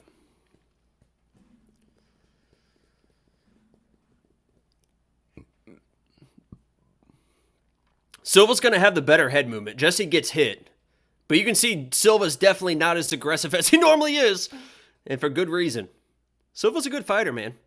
And if he stays patient, he can definitely win this fight. But if he doesn't, it could be bad news. Could be bad news. Both these guys are very respectful of the other's power. You can tell that early. Jesse wins. What are the odds? Does anybody know what the odds closed at for Jesse? I guess I can go back to this screen. Listen to Dominic Cruz for the first time. How's he been? Same monotone bullshit. Has anyone figured out who is in the arena? Has anyone figured out who is in the arena and why there's no fans? Please let me know. Plus 110 for Jesse at close. Okay. There's a little jab by Jesse. Little lead uppercut. Got in a little bit. No wrestling from Silva. That's good news. That's if you're a Jesse fan, you want this to be striking. You don't want Silva wrestling. Ooh. That was weird. That was like a slow right hand that got through and hit Jesse. That's not good. That was like didn't that look slow motion?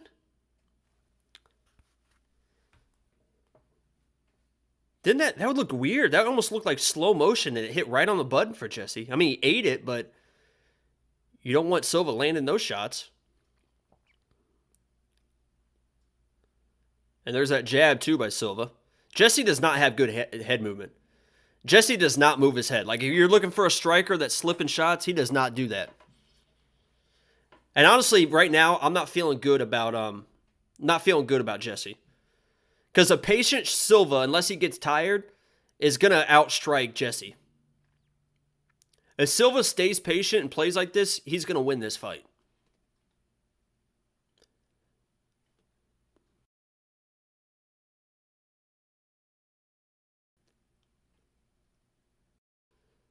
I'm hoping that he gets in the pocket a little bit and gets a little bit more wild.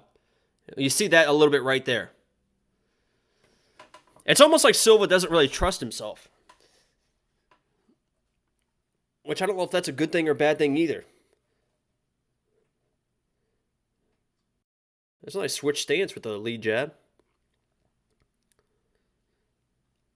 Silva against the fence. His chin's holding up, but that's not a good... If you're a Silva fan, that's not good.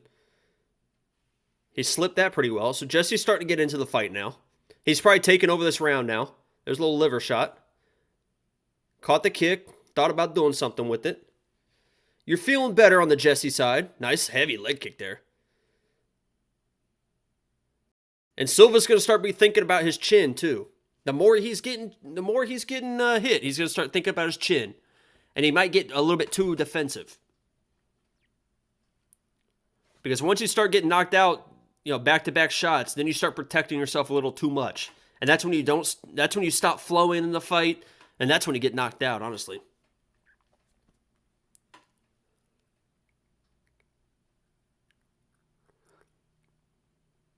I mean, Jesse's eating shots.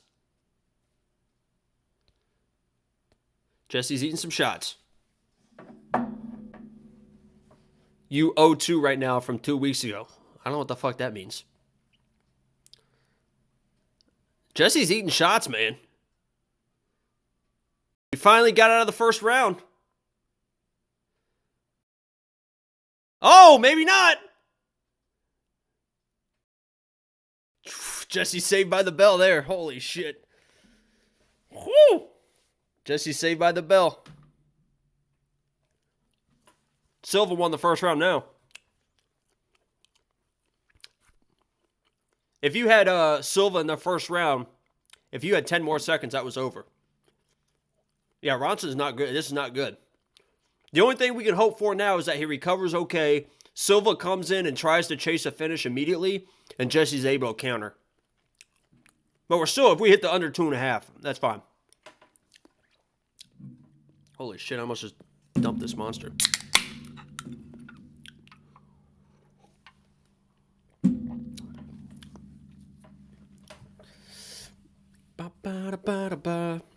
We finally got out of the first round. You got KO under 2.5 plus 135. You like twisted tees? I don't know if I've ever had one, honestly. Let's see this replay. Yeah, just shelling up is not a good idea for somebody like Silva. And that knee was not good either. But that's what Jesse does, man. He doesn't have head movement. I'm hoping Silva gets too aggressive here and gets knocked out the way that he typically does. But if he stays patient, obviously those opportunities will eventually be there.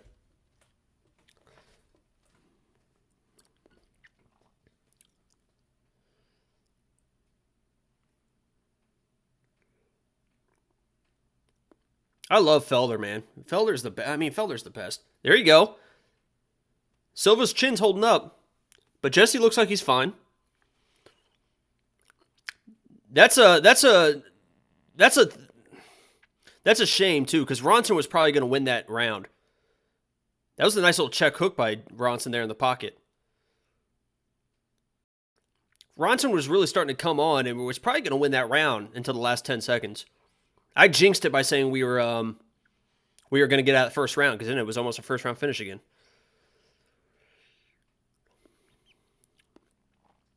I would be surprised if it gets out of the round. I would be surprised if somebody doesn't get a finish here. But we'll see what happens. Do I bet boxing? Not really. I put money on Canelo against Triple G, but I don't really pay attention to it. I'll bet the I like the big fights and stuff. I like watching the big fights. There's a nice little shot by Jesse. Nice little left hand there. He definitely seems fine.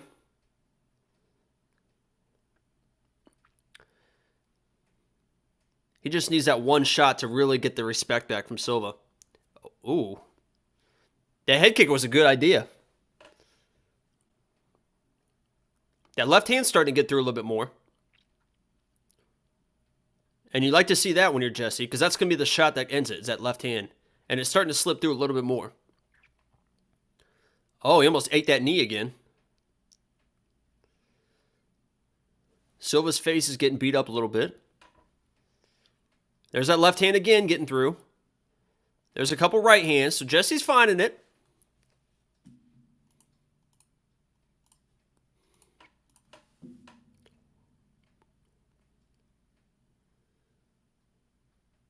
We'll see what kind of cardio Silva has too, because I know Jesse will be fine. You might worry a little bit about Silva's cardio. Jesse looks like he's about to sit on one. These guys have no head movement? Yeah. Silva's a little bit better, but Jesse definitely doesn't. Especially, it's almost like you can tell when Jesse wants to throw a punch, because then he really doesn't move his head. He'll just kind of sit there like, and just wanting to throw it back.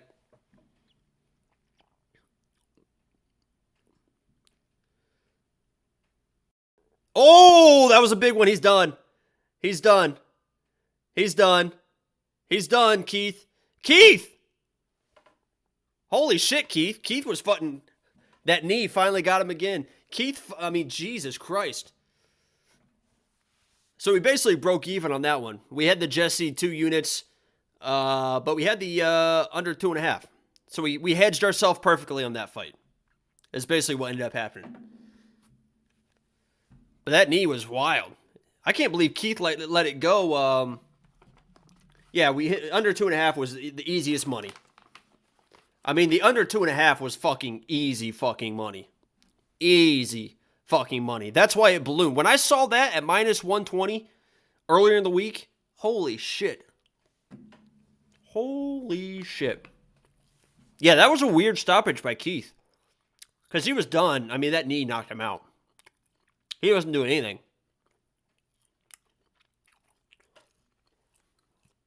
So we basically survived.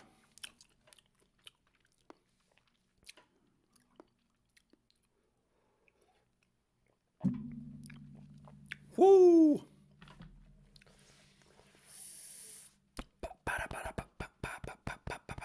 Oh, I'm still way up. We're even on this fight. Well, I'm still way up with the Allen submission win at plus whatever it was, 1,200, whatever it was. Yeah, we're still good. We hedged ourselves perfectly. 0-3 from past 17 weeks. What the fuck are you talking? You keep saying 0-3. Brendan Allen was the lock of the week and it fucking hit Andy Hernandez. Fucking dipshit. What the fuck are you talking about? If you've been following the bets, we've been fucking killing it. Holy shit. People love attention, huh? You got your attention. Congratulations. So yeah, we basically broke even on that. So we hedged that bet perfectly. We had the Ronson money line, but we had the under 2.5. So it basically cancels out. If you guys only played the under 2.5, you guys are feeling really good about yourselves. What's the next fight? We might get aggressive on this next one. It's the Oleynik and Latifi fight. Whew. Ronson's going to get cut? Yeah, probably. All right, let's look at the next one. That's the Latifi fight, right? Hide this. Is it starting to lag a little bit? Hide that. Okay. Now we go back to this. And now we all work together. Now we're all working together for Latifi and Oleynik. And we might get a little bit wild here. We might get a little bit wild here. I'm on the Latifi side, which my picks, by the way, those shirts really are terrible. Oh, they're awful. 100% awful.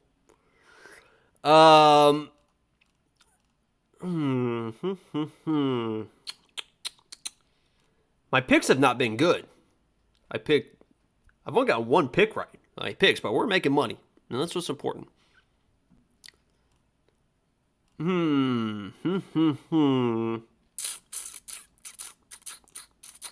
What do you think? 800 second round KO. Let's go Oleynik. Latifi round 2. Over 2.5 on Alexei and Latifi. Feeling a little nervous. You got over 2.5? What kind of odds did you get? Holy shit. Over 2.5. I might play the under 1.5. Latifi points plus 275. Jacob, who couldn't make the weight class? Sexy Mexi or Santos? I don't know. Who was short notice on that? Wasn't Sexy Mexi a little short notice on that? I don't know. Yeah, heavyweights. You never want to bet on heavyweights. Honestly, I should probably sit on my money for this one, but there's no fucking fun in that. I think Latifi finds the knockout. And I think it's kind of easy. That's how I see the fight going. Should we just do does not go the distance? Minus 215. Throw a couple units on it to get a unit back. Latifi KO, TKO. You have Latifi money line. Feel like under 2.5 may also be a good play. Yeah, I might play the does not go the distance. Because it feels like Oleynik is either going to get knocked out or something weird's going to happen and it goes to the ground and then Oleynik's going to do something on the ground. Either get ground and pounded on or find a submission. I don't see Oleynik surviving for 3 rounds, right? He's either going to get finished early or find a weird finish. Because even if he's on his back, Latifi's a good wrestler, right? Even if he's on his back, maybe I guess Latifi just kind of lays and prays. But I don't know. 5 units on Latifi? Holy fuck. Oleynik by sub, ground and pound by Latifi. I think I'm going to play this. Does not go the distance. Because I don't know if I trust Latifi enough.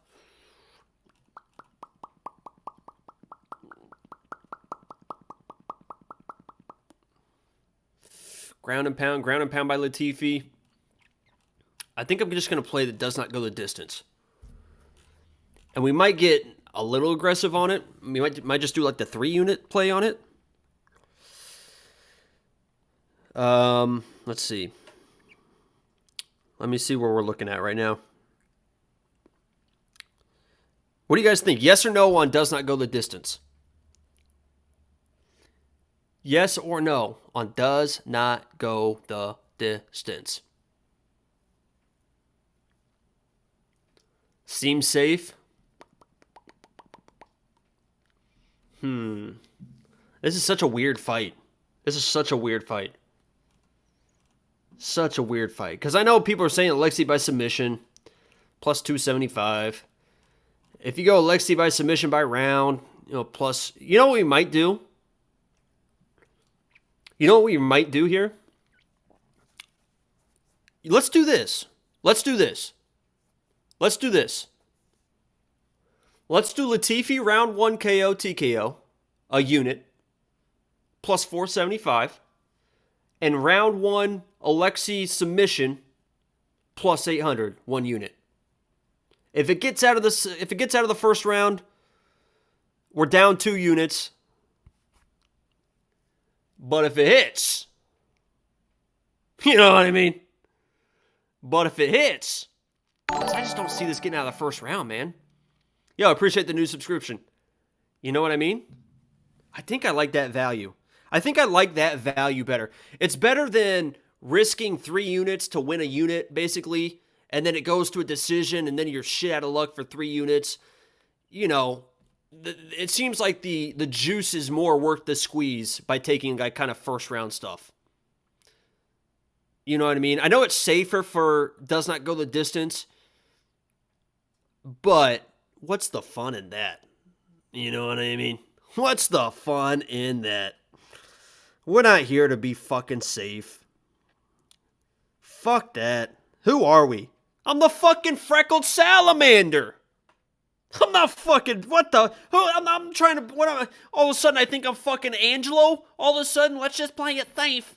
Oh, let's just, one unit on, let's just, does not go the distance, let's play it safe. One unit to get a quarter unit back. Fuck that shit. Let's do this shit. Latifi, first round. Boom. Oleynik, first round. Oh my god, I almost did Latifi first round submission. Latifi. No, Oleynik. Get this out of here. One unit. Latifi first round KO wins almost 5 units. And then Oleynik first round submission wins 8 units. I mean, I'm liking this. I'm liking this. Sometimes in life, you know. Because, I mean, every time I watch Oleynik fight, he just like zombies forward and just hopes that every time there's a break, it's I hear McKenzie.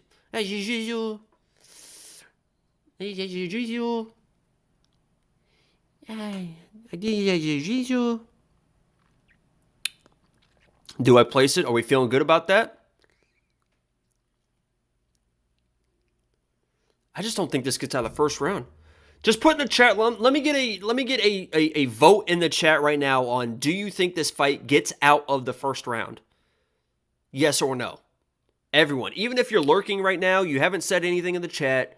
If I could just get a quick yes or no, I would appreciate that. Does the Latifi Oleynik fight get out of the first round? Yes or no?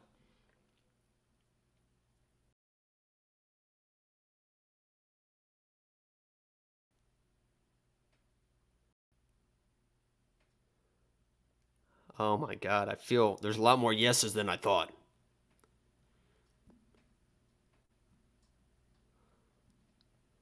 Oh my god. I really thought, oh god. I really thought that it was going to be a lot of no's. And that seemed like it was pretty 50-50. Just bet the KO or the sub. That's just not fun. I'm here to be fun and entertainment. And if I go broke and you guys are having a good time, that's all that fucking matters. Man, there is a lot more yeses than I would have thought. I really thought that I was going to say that, and then I was going to be like, yeah, let's roll with it. Did Mackenzie get a boob reduction? No, she had a kid, and that's what happens. Round 2 starts as minus 220. Is it really? What's the over-under is 1.5. Under 1.5, I guess, is plus money.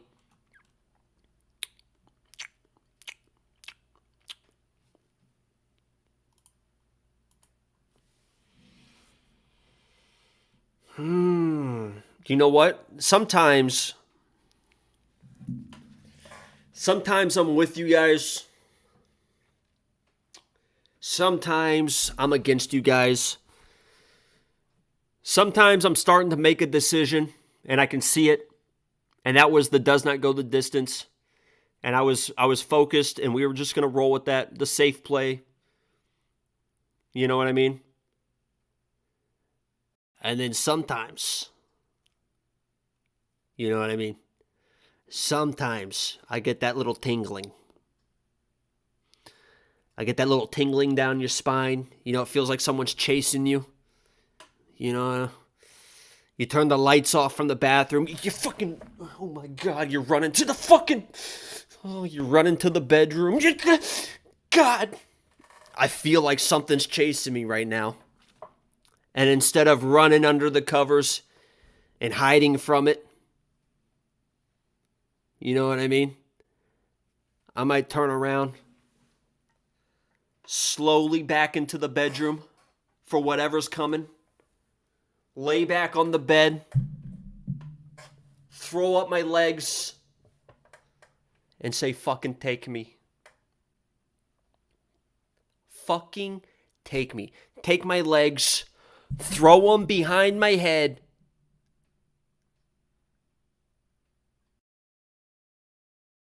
and let's get fucking weird. All right? Let's get fucking weird. It is placed. Oh my God, they all just changed. All the odds just changed. Round 1 submission just went from plus 800 to plus 600. You fucking assholes in the chat. Oh my God. You fucking assholes undercut me again. Sounds like a bad porn. A bad porn? You fucking assholes undercut me again. The odds went, I waited too long, and now I only got plus 600 instead of plus 800. You fucking dickbags. Fuck. Okay. We did place it, though. 1 unit. Wait, am I typing the right spot? Latifi, 1 unit. First round KO. Plus 400. I can't believe those odds just changed that much. Alexi. How do you spell Alexi? Alexi. 1 unit. First round sub. Plus fucking 600 instead of plusing 800. What a fucking joke. I can't believe those odds just changed. Latifi, 1 unit. First round KO. Or TKO. I'm not going to write it, but that should be understood. Plus 400. Alexi, 1 unit. First round sub. Plus 600. I can't believe those odds fucking changed. That really kind of pissed me off. And we're going to get a little bit wild. It's time to get a little... It's that time in the night. We've been live for 3 fucking hours, like this stream. And it is time. There's a bet officially placed. I did have Latifi in a parlay, but that parlay is already smoked. And we're feeling good. Is that, actually, no. That parlay is not smoked. Holy fuck. This is not good, guys. I do have, my other parlay is still live. I put a 2-unit parlay on Latifi, Ricci, and Sexy Mexi. Obviously, Ricci's out of it. Uh-oh. I fucking forgot about that. We got, guys, we are very...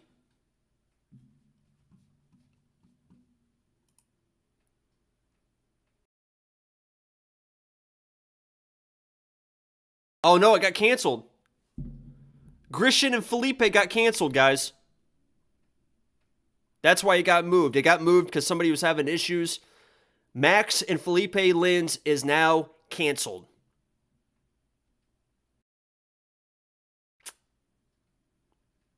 That's actually probably a good thing.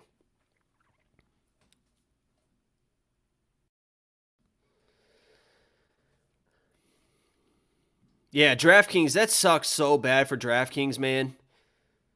Yo, $1.99 from the Real Dark Knight, 1,000 up, 400 on Alexi. Uh-oh.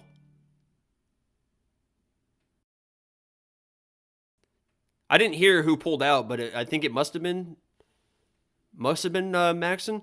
Yeah, DraftKings is so weird with the way they do UFC, how they don't let you sub somebody else in. Because NFL, when they do, the lineups are set for the time slots. So NFL, like, you can still change people out for, like, the 4 o'clock games if the 4 o'clock games haven't hit yet. But UFC, it's just locked the fuck in. It's just locked the fuck in. So that sucks. If you had Grishin or Lins in your DraftKings, not a good situation. I did not. I have Latifi in my DraftKings. So we'll see how that plays out, because I had Julia in there as well. I mean, 78 fights is so crazy. Holy fuck, man. Holy fuck. Here we go. Latifi, just a little dude, man.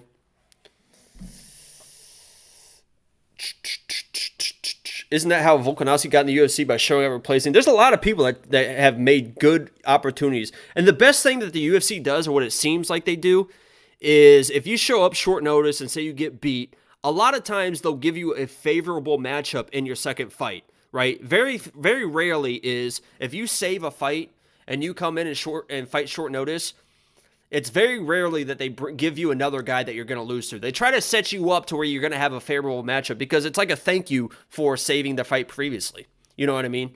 So it's cool to see that they do that. Like Sean Shelby and whoever, Nick Maynard or Mick Maynard, whoever does all the fight matchmaking. So, I mean, Alexei still looks in fantastic shape.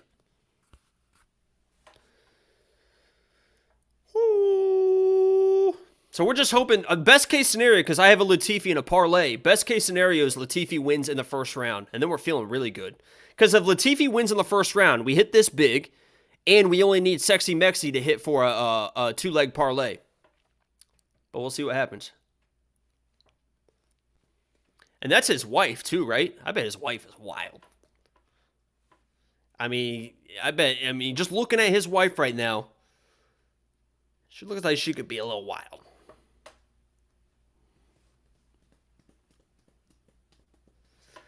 My DK is toast because it canceled. I was wondering, I didn't say anything, but I was wondering when it got moved to the main card, I was like, something's weird here.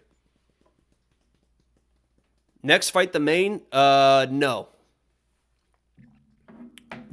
There is, I think we have 2 more fights for the main. This one, and then, no, we have 2 more fights. So you have this one, and then we have the Sexy Mexi fight, and then we have the Slava Mike Davis fight, and then the main card, from what I understand. 1, 2, 3, 4. No, they moved one of those fights to the main card. Which one did they move to the main card? The Slava fight or the Sexy Mexi fight? We have one more fight. There's a featured prelim after this one, I think. And then they moved one of them.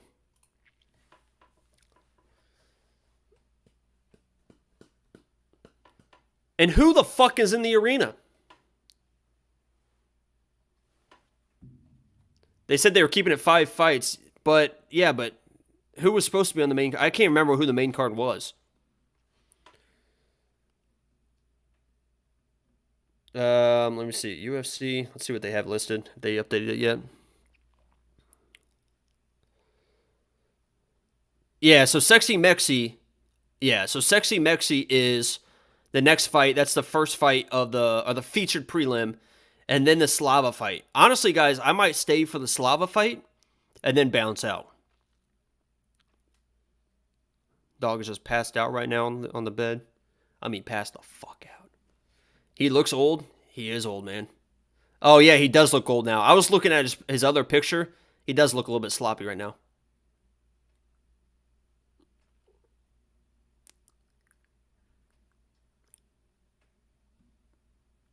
He does look a little old, guys. I mean, he does.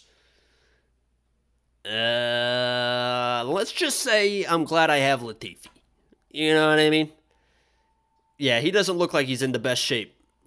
In the promo stuff, he looked like he was in shape, but he looks a little. He looks like he's getting. Let's say this.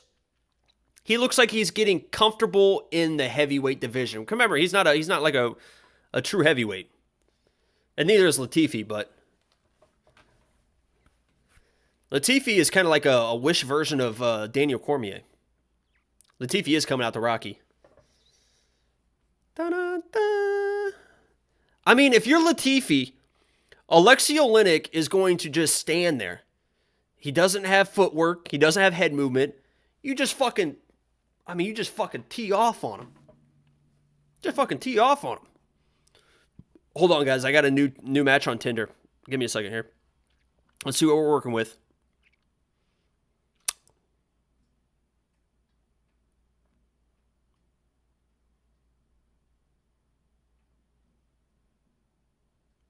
Guys, I might have to go.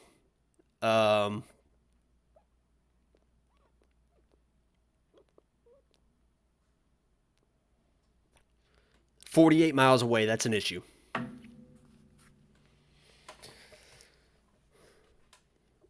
We're going to... Dominic Cruz said we're going to find out who the better grappler is. I pray to God we're not going to find that out. I pray to God we're not going to find that out. I have my name on Tinder as a freckled salamander, and the only picture I have on there is a picture of the live chat of all you guys saying, yeah, lock of the week. And I'm getting matches like fucking crazy. Oh, fucking crazy. Oh my god, you're so like popular. Oh my god, you have so much clout. Can you introduce me to That's all I get. Oh my god. It's just a picture of the live chat and then a picture of me and Dana White. Oh man. Like dynamite. It's like fishing with fucking dynamite. Just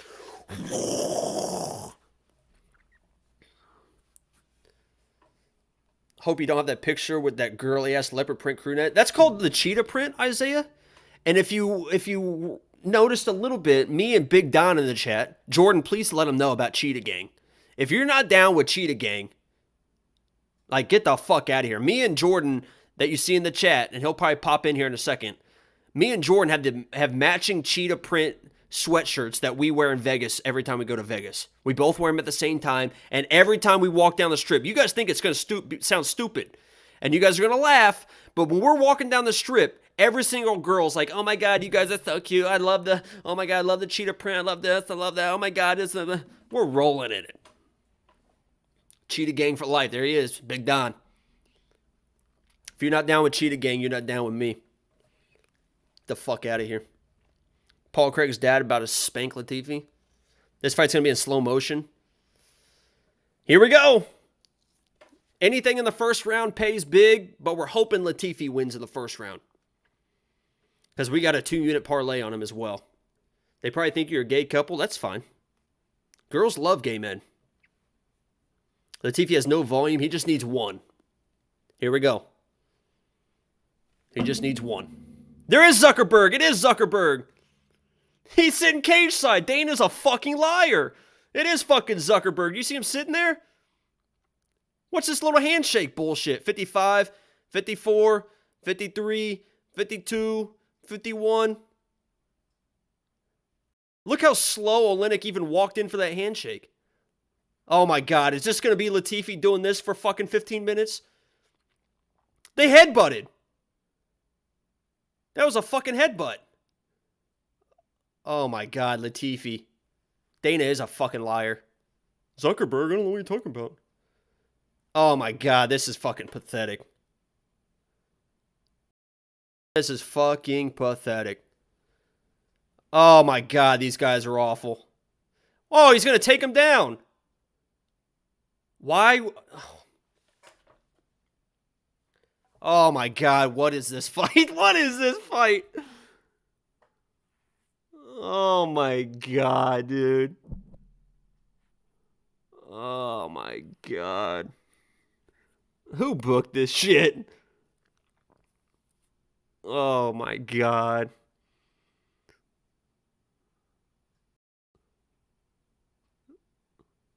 Yeah, if you guys want to take a quick nap or something, I mean, holy fuck, man. What the fuck is this? Zuckerberg, if I'm Zuck and I just showed up, I might fucking leave.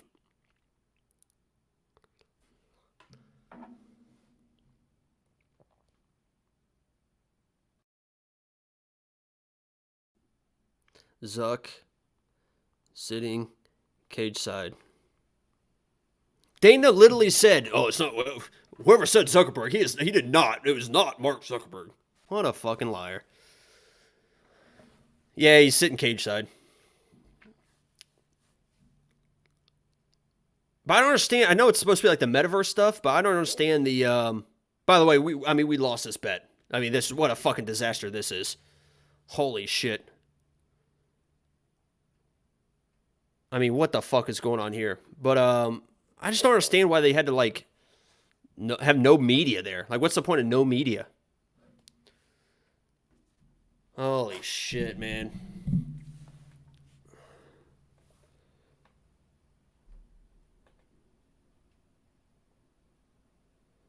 What are they doing? What are they doing? Stand them up or something. The fuck are we doing here?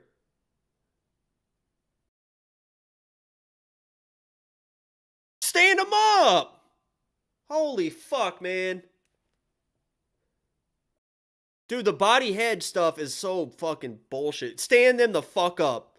Holy fuck, man. They're not gonna fucking do anything here. Stand them up! Stand them up!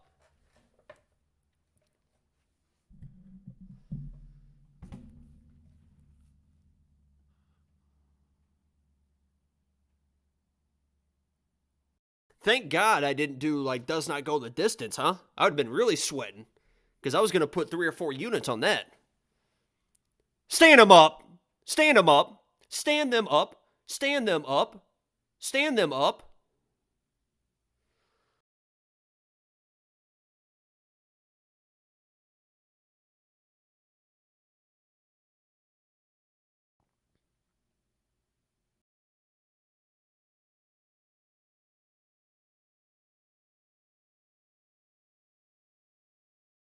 There's Jacob Montoya is the fucking ref.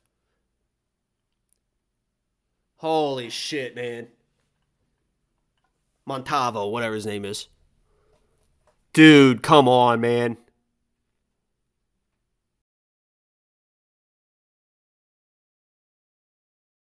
World-class grapplers. Yeah, it fucking looks like it.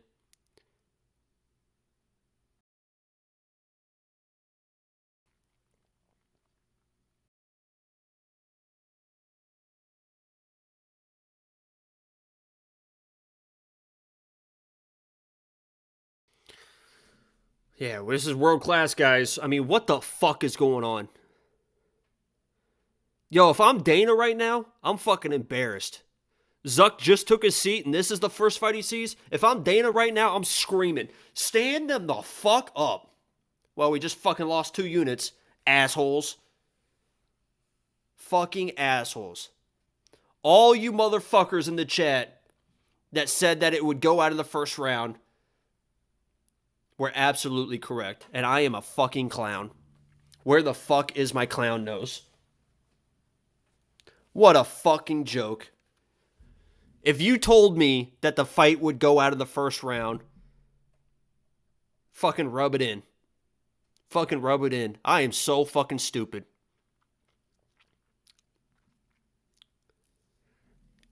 I thought I knew better. I was on a roll. I fucking thought I knew better. I thought I was smarter than you. And I'm fucking stupid. And I'm fucking stupid. What's the live betting? Holy fuck, man. Let me look at the live bets. I'm just curious right now. You were right, and I was fucking wrong.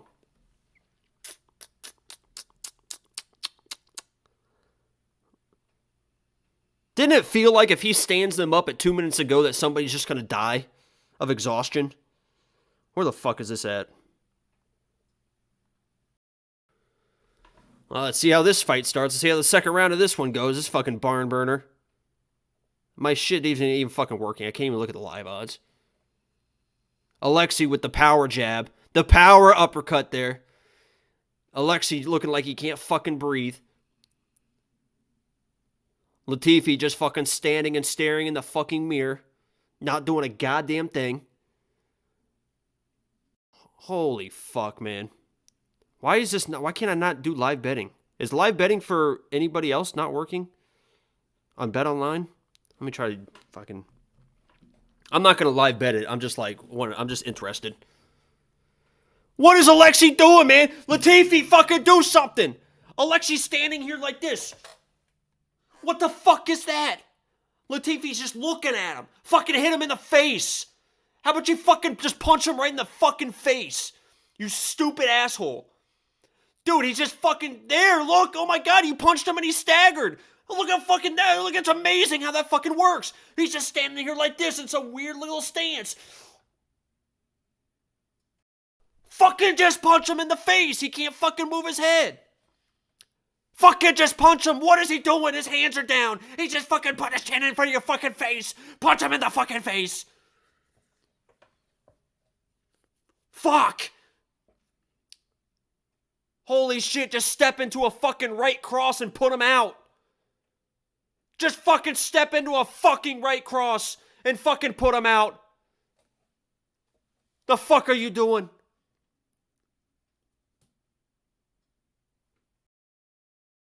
Oh my God, you hit him. You hit him and he freaked out. Do the same thing. Oh, Latifi's fucking dead. Latifi threw one punch and now he can't fucking breathe. Latifi can't fucking breathe. He's about to get taken down. Latifi threw one punch and now he can't fucking breathe. Look.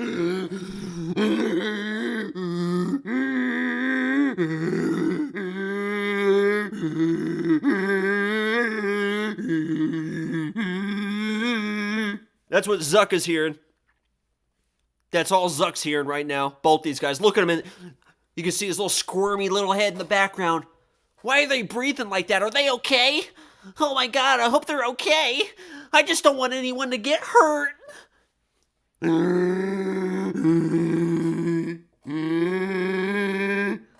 Oh, here we go. A little wrestling match. That's what we want to see.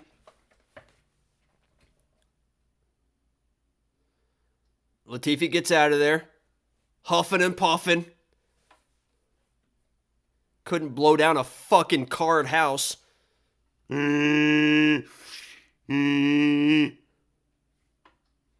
Punch him in his fucking face, Latifi. Oh my God, dude. Oh, nice takedown attempt. Great job there. I'm glad that won't fucking wear you out. Yeah, you can't choke somebody out with no neck. Oh, there's a big takedown. Inside control. Here we go. Nap time, guys. Straight into nap control. He's whispering in his ear. Let's go to sleep. He's gonna fucking Jeffrey Dahmer Oleynik now. Oleynik now. Now you go to sleep. We take pictures. You're gonna go to sleep. And we're gonna take pictures now. We're gonna watch a movie. We're gonna watch a movie, Latifi. I mean, Oleynik. We're gonna drink this drink, and then we're gonna watch a movie. Maybe take some pictures.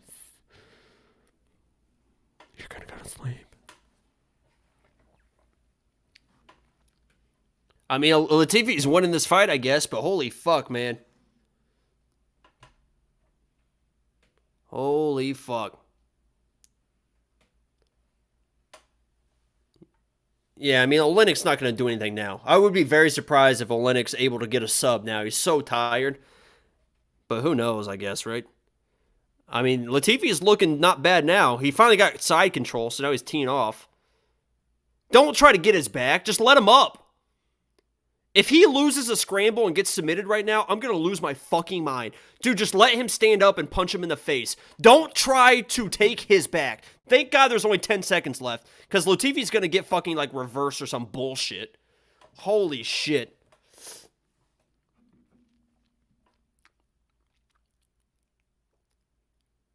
I mean, Oleynik looked like he was not going to get up. When it just went to commercial, Oleynik looked like he was like, yeah, you know what? I'm 45 years old. What the fuck am I doing in here right now? Getting elbowed in the fucking head.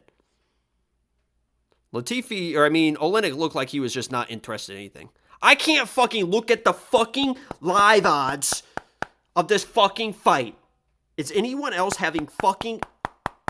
It's not fucking clicking on the fucking fight. It's right there. I click it and nothing is fucking happening. I just want to look at him. Oh, this fight's fucking pissing me off. This fight's fucking pissing me off. Get this fucking thing off my screen. This fight is fucking pissing me off. Yeah, I would take... Zuckerberg right now. Zuckerberg versus both of these guys? It's got to be minus 400.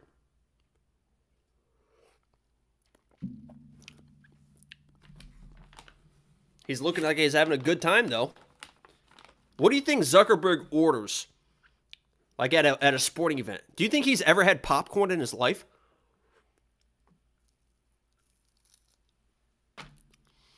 If Latifi ends up getting finished, I'm going to fucking lose my mind. Because we have the parlay with Latifi and Sexy Mexi. And he's winning the fight. And if he gets fucking beat right now, I'm going to fucking lose my mind. If there was ever a time to be boring, Latifi. Just fucking do it. I don't mind if he's boring now. What was Latifi by points? Mitchell, what were those odds? Do you know?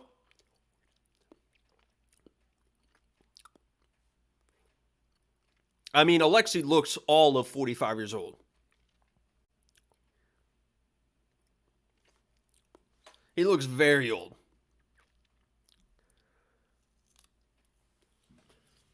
You know the soy hot dogs at do they really have soy hot dogs now?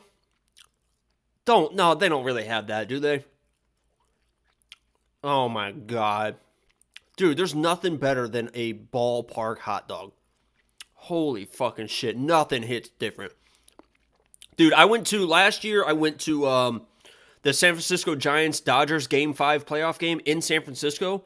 And we had spent all day, actually the last, we spent 2 or 3 days at wineries before then. I mean, we're drinking $600, $800 bottles of wine. It was crazy. Don't go to the ground with them, Latifi. Just be chill, homie. And that night, the last night we were in San Francisco, we went to the game. And I had not eaten much the entire time. And when we were eating, it was like fancy food, right? I mean, Latifi looks fantastic right now, by the way. A little tired, but fantastic. And Oleynik is just zombieing forward. Anyway, we were eating like fancy food, right? And I don't mind fancy food, but like weird steaks and calamari and weird stuff like that. And we finally got to the baseball game, and I got a hot dog. Oh my God. It wasn't a Dodger dog because it was in San Francisco. It was at whatever their park. It was AT&T, Pac Bell. I don't know what it's called now, but and I got a hot dog, and it didn't have anything on it. And if I'm at a ballpark, if I get a hot dog by myself, ketchup and mustard, right? That's it. If I'm at a ballpark, usually it's ketchup, mustard, relish, onions. Like I go all out. This was completely plain, because whoever went and got it, I asked for some shit. They didn't give me a shit. Completely plain. To say that that wasn't the best hot dog I've ever had in my life would be an understatement. It was, I mean, every bite. I just wish that it never ended. I just wish that it was just never ending, just dog in my mouth, just for the rest of my life. I just wish it was just an endless hot dog wrapped around the stadium, and I'm just dogging it down because it was the most incredible. It was the most incredible hot dog I've ever had in my life. It was incredible. And that was the first time I've been to San Francisco. San Francisco is fucking beautiful, man. Fucking beautiful. Like driving because we flew into San Francisco and then we drive out to Napa, went over the Golden Gate Bridge and everything. And like driving through Napa, if you've never been through Napa, it doesn't even feel like a real fucking place. It doesn't even feel like a real fucking place. It is so fucking beautiful. Someone said Latifi got submitted. Fucking better not have. Minute 30. That's going to be a decent parlay to hit. Latifi and Sexy Mexi. 2 units on it. That's not a bad one to hit. It's definitely going to make up for the 2 units we just hit here. So Latifi should be embarrassed. I mean, it's a little bit of a tricky fight for him, so you can't really blame him too much. But, yeah, I mean, he definitely, there's no way you should ever bet on Latifi again. He's in my DraftKings. So.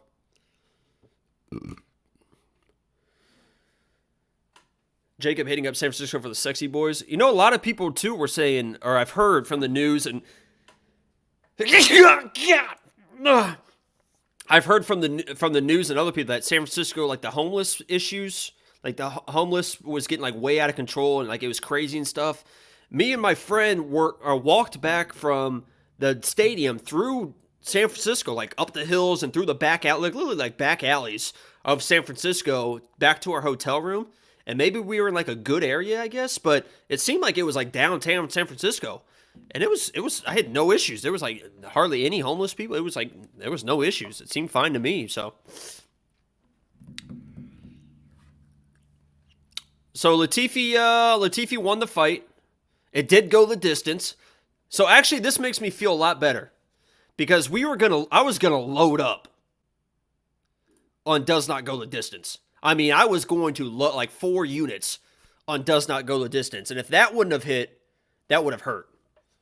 So, you know, we lost those 2 units, but we're still in good position. Latifi's good for our 2-unit parlay. premium members saw that parlay. It was Latifi, Ricci, and Sexy Mexi, which would have really been good because I think the odds on that were, I'll check it real quick. I mean, that was plus 255 for Latifi, Ricci, and Sexy Mexi. Now it's probably going to be pretty much even money, I imagine, without Ricci in there. It might be a little bit more. It might be plus 150, something like that. So we have that parlay. It's still live. We got Sexy Mexi next. No, if you guys are tuning in, the Grishin and Lin's fight got canceled. Watch Oleynik win a split decision? Holy shit. We need Chris Lee to score. Is there a chance? I just assumed that Latifi won that fight, but I guess who knows, right?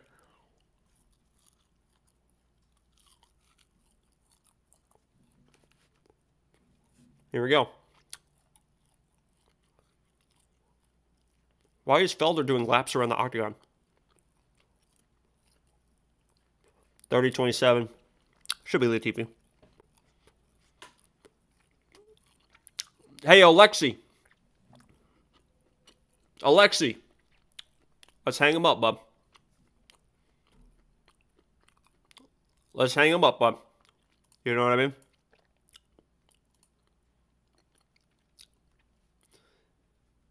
My audio is ahead of my video.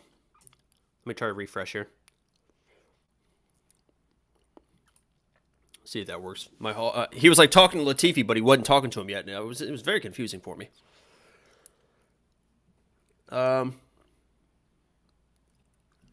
It's still a little bit a little delayed, but it is what it is. So next we have the and I do want to put some action on this.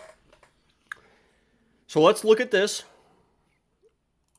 and we're gonna get a little heavy on this one. I tell you right now, we're gonna get a little bit heavy on this one. I'm a big Sexy Mexi guy, who is John Castaneda, if you don't know nicknames. Daniel Santos is Willy Cat. A good young kid, tough as hell. And let me see if I can find something.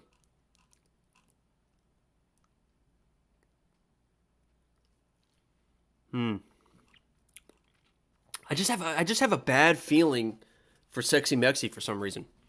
Hey, Bert, we'll see you, man. I appreciate you stopping by. You're a big supporter as well, man. Yeah, the Ricci fight got canceled yesterday, right? Yeah, Ricci fight got canceled yesterday. Panay was sick. They said it wasn't weight cut related. Said she just had an illness of some sort.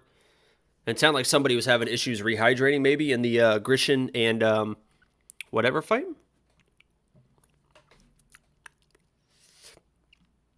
Who missed weight between the Sexy Mexi and whatever? I don't know. It definitely moved to a catch weight, but you guys help me out here. I want to go heavy. I want to go fucking. This is the featured prelim, and if we go heavy and we hit, we'll stay for the Slava fight. If we miss, we don't know.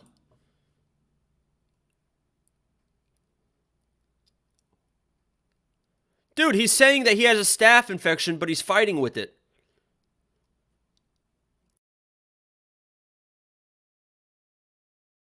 What the fuck? He's retiring? Is he stealing the moment from Alexi and retiring?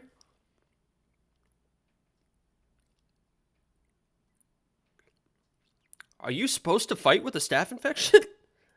I know that Kevin Lee had a staph infection on his chest for like 6 years. Remember that huge fucking zit that Kevin Lee had on his chest forever? All right, let's go heavy on something here. I'm going to go to the gym. See you guys later. We'll see you, John Doe. Go heavy on Dern, round 2 submission. I already have a submission bet for Dern. Is John Castaneda a lock? No, I don't think he's a lock. He should win. He's very skilled. He can definitely handle himself in the striking, and he has wrestling as well. I just worry. Santos is a tough kid, man. He's a pressure fighter and a tough kid. Should I do Sexy Mexi minus 3.5 at plus 145? I think I might do that, huh? With minus 3.5, he can either win inside the distance, or he needs to win 30-27 on all 3 judges' scorecards. And I think he can do that. He asked for a bonus? No. Latifi didn't ask for a bonus, right? What are you guys saying? Paul Felder should have smacked his fucking mouth. What are we doing? We gotta hurry. We gotta hurry.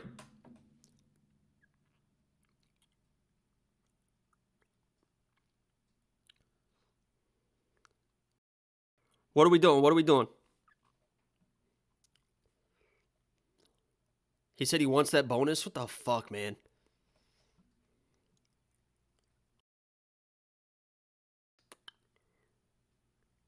He said, Zuck, give me a bonus? That is kind of funny. People are so clueless, huh? Dude, I'm taking Sexy Mexi minus 3.5 because it's plus money. Zuck versus CM Punk at 185. Who wins? Hey, appreciate the $1.99 Ganja Express. I might take Zuck. Castaneda inside the distance? You want me to do that? No, Willie Cat's way too tough for that. Way too tough. And this is basically an inside the distance bet as well. Watch this shit. This is going to be for the parlay too. We could hedge the parlay or we could double down. I'm fucking doubling down.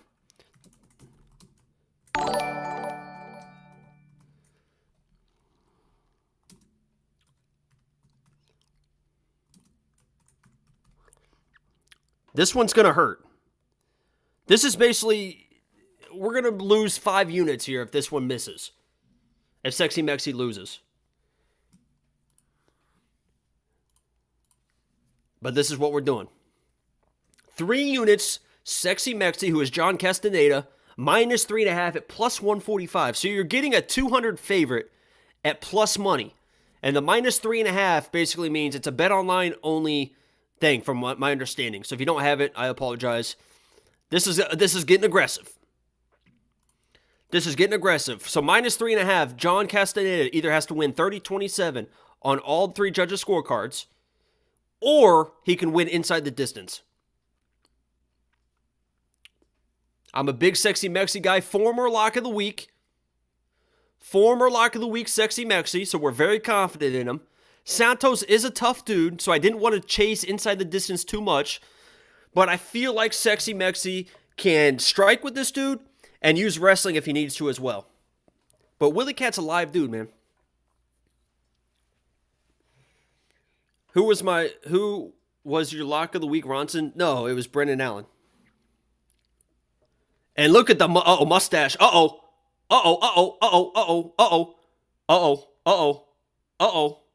Mustache alert. We're about to learn something right here. Do you fade the mustache? We might have fucked up. We literally might have fucked up. Sexy Mexi rocking the thick mustache. The Ethiopian caterpillar on the top lip.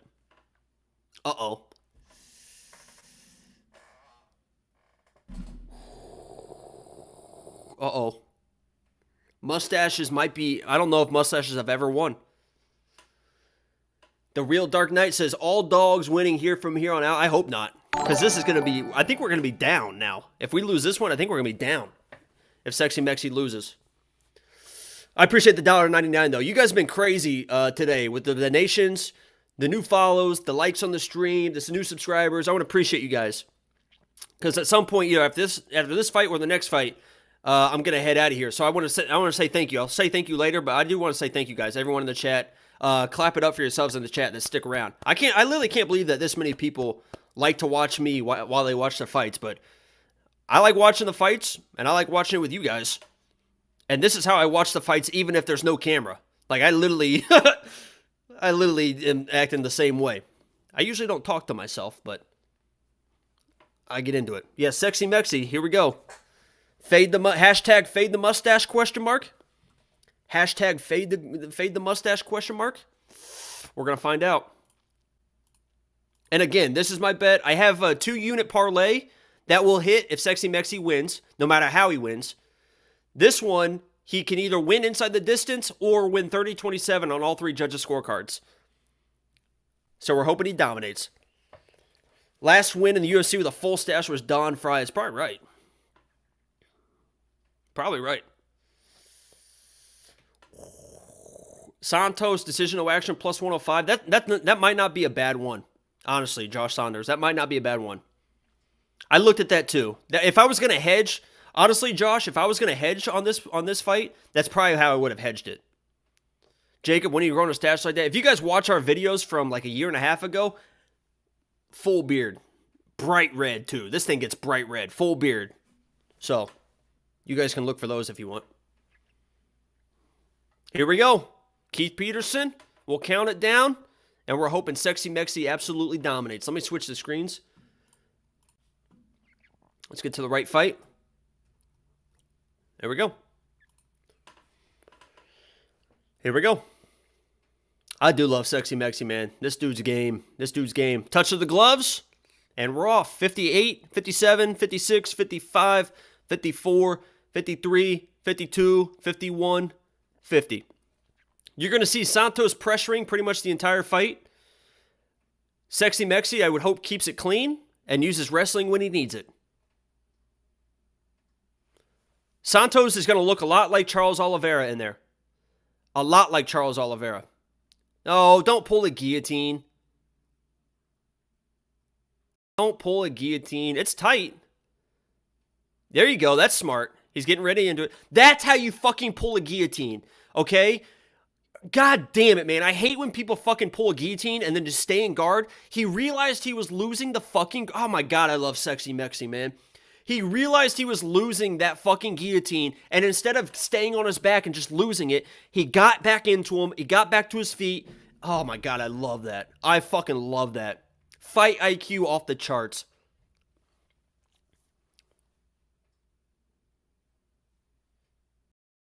He got hit a little bit. He does get hit. He does get hit.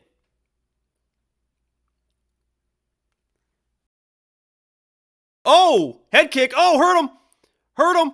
He's on him. He's on him. Going to full mount. Oh, Santos. That's a really good recovery by Santos. Really good recovery by Santos. That was a big one. Watch that arm bar. Let him back. Let him back up to his feet. Let him back up to his feet. I talked about your fight IQ. Oh, that up kick was wild too, huh? Oh, set him down again. That was a Charles Oliveira set him down. Let him back up again. Oh, no. Oh, no. Good roll. Good roll. Roll. Let him back up again. Let him back up again. Good elbow. Easy, sexy. Nice little side control here. Going to full mount again. Trying to. This is a good fight, man, huh? Come on, sexy. Come on, sexy. I'd get out of this position right here. I'd get out of this position right here. Back up. Stand him back up. You sat him down twice. Stand him back up, sexy. Wait for that knee. There you go. Now separate. There you go. Now work your shit. Now work your shit, baby. Oh, I love Sexy Mexi, man. But Santos is tough, man. Santos is fucking tough. That looked just like when Charles Oliveira gets knocked out, too. Or knocked down. Just a little straight shot. Straight to his butt. But he's still fine.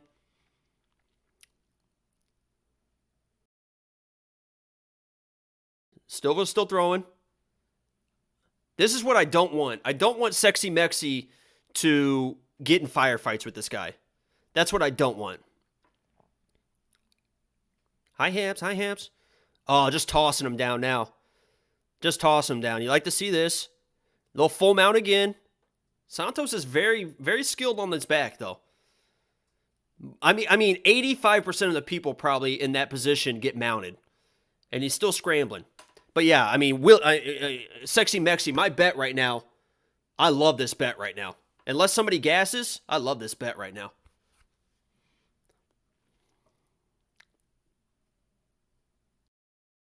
Santos is going to be there, man. Santos is tough as shit. I mean, Santos is tough as shit. And we hope that that Sexy Mexi doesn't gas here.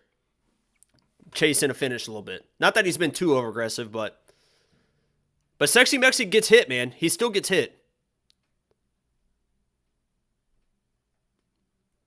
Head kick again. Oh, chicken dance, chicken dance, chicken dance, chicken dance. He's doing chicken dance, chicken dance. Careful chasing the finish. Oh, he's got him hurt. Oh, he's on chicken. Dude, he's so tough. Dude, this dude's tough as shit. Holy fuck. And Keith's not going to fucking stop this shit. Careful, Sexy Mexi. Oh my, I told you he's tough as shit, man. Holy fuck. Sexy Mexi, no, don't shell up. He's looking at the clock with 30 seconds to go. Oh my god, dude. Dude, he's so tough. Sexy Mexi's in a little bit of trouble here. Not too much trouble, but he's definitely fucking tired. I think he's getting his win back. Wow, man.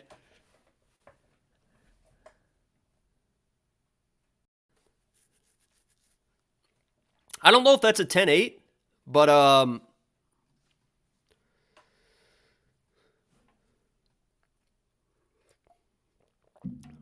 yo, put your hands up at the end of the round there, Sexy Mexi. Holy shit. My man looking like Charles Oliveira. Yeah, they fight. It's the same camp. And they look like each other too. But yeah, Santos is tough as shit, man. Tough as shit. I said that this was going to be the fight of the night. I said that this was going to be the fucking fight of the night. Sexy Mexi should be fine, right? I imagine he's going to get his win back in between rounds. It's not like he was that tired. He just chased the finish a little bit. He threw a lot of volume. Anyone is going to get tired throwing volume like that. He's got a minute. He should be fine. He just got to pace himself. Look for an early takedown from Sexy Mexi. And if Sexy Mexi, if the issue is going to be if Sexy Mexi comes in, goes all in for a takedown immediately and doesn't get it, that's a red flag. That's a red flag. If Sexy Mexi goes all in for a takedown early second round, does not get it, that tells me that he's tired, he knows he's tired, and he was trying to get a break. And if he doesn't get it, it's issues. But if he just stays the course, man, I mean, he's shown that he can do whatever he wants.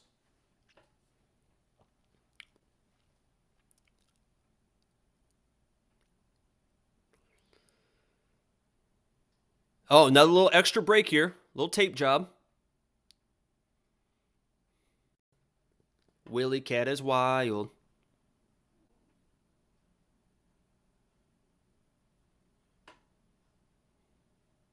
Here we go. Second round. 57, 56, 55, 54. And Santos isn't going to go anywhere. That's the issue with Sexy Mexi is he needs to get the respect back again. Oh, there you go. Take that time. Take that time. Take 5 minutes here, bud.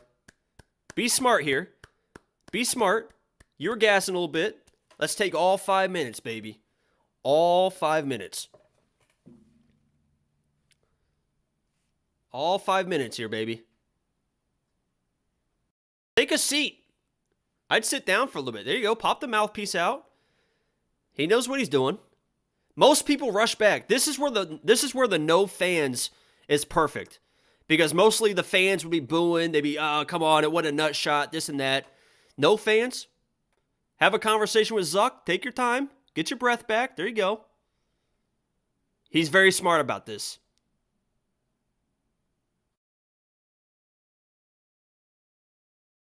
All right. He didn't take the full time. Faking nut shots. Get the fuck out of here. He's a dog, man. Even if he gets tired, he's not going to stop. He's not one of those dudes. He definitely looks fine now.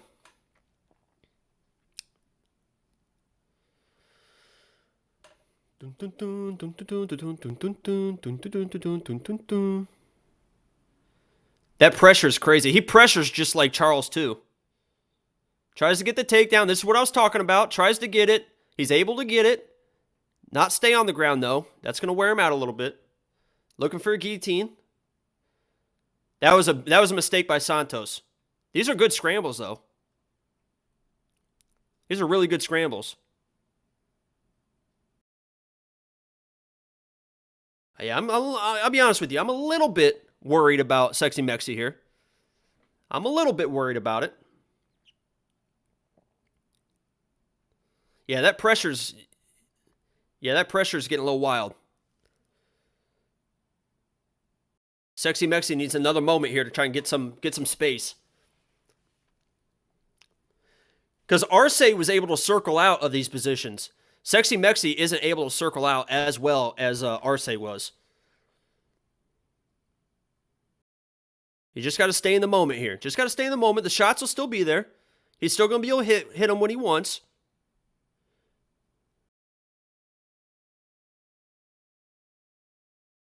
Those leg kicks aren't fun when he's circling away. The shots are still there. You're fine. Get your breath. Get a little bouncy.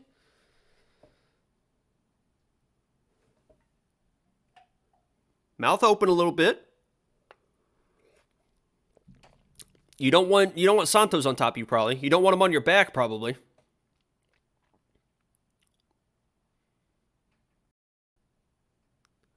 Get a little nervous. Getting a little nervous.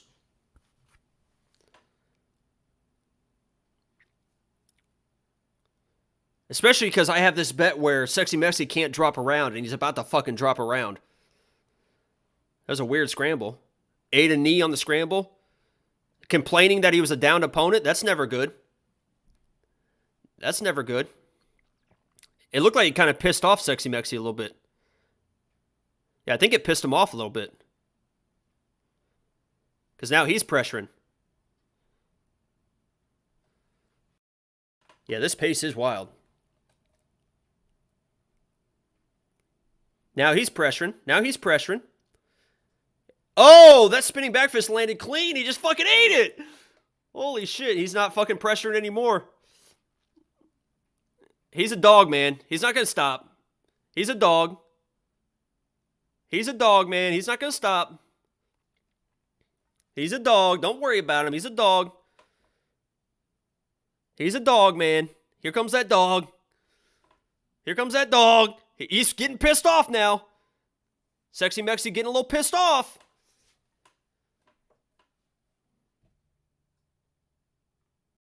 Oh, he's a little tired. He's a little tired, but he's fine. He's a little tired, but he's okay. Uh-oh. Don't love this body language. This is going to be a long minute, guys. This is going to be a long minute, guys. He's looking for that knockout shot. Oh, boy. Oh, boy. There's a headshot again. Or head kick again. Or oh, God. Oh, God. This is going to be a long 45 seconds, guys. Dude, he's so tough. Oh, God. What a dog, dude. Oh, was it a body shot they ended up doing it? Oh, my God. Was that that was a weird finish. Was that a body shot that ended up finishing him? I don't think it was a headshot. I think it was a body shot. Because a body shot you can't really work through. Was it to the face? It was like so fast. It was weird.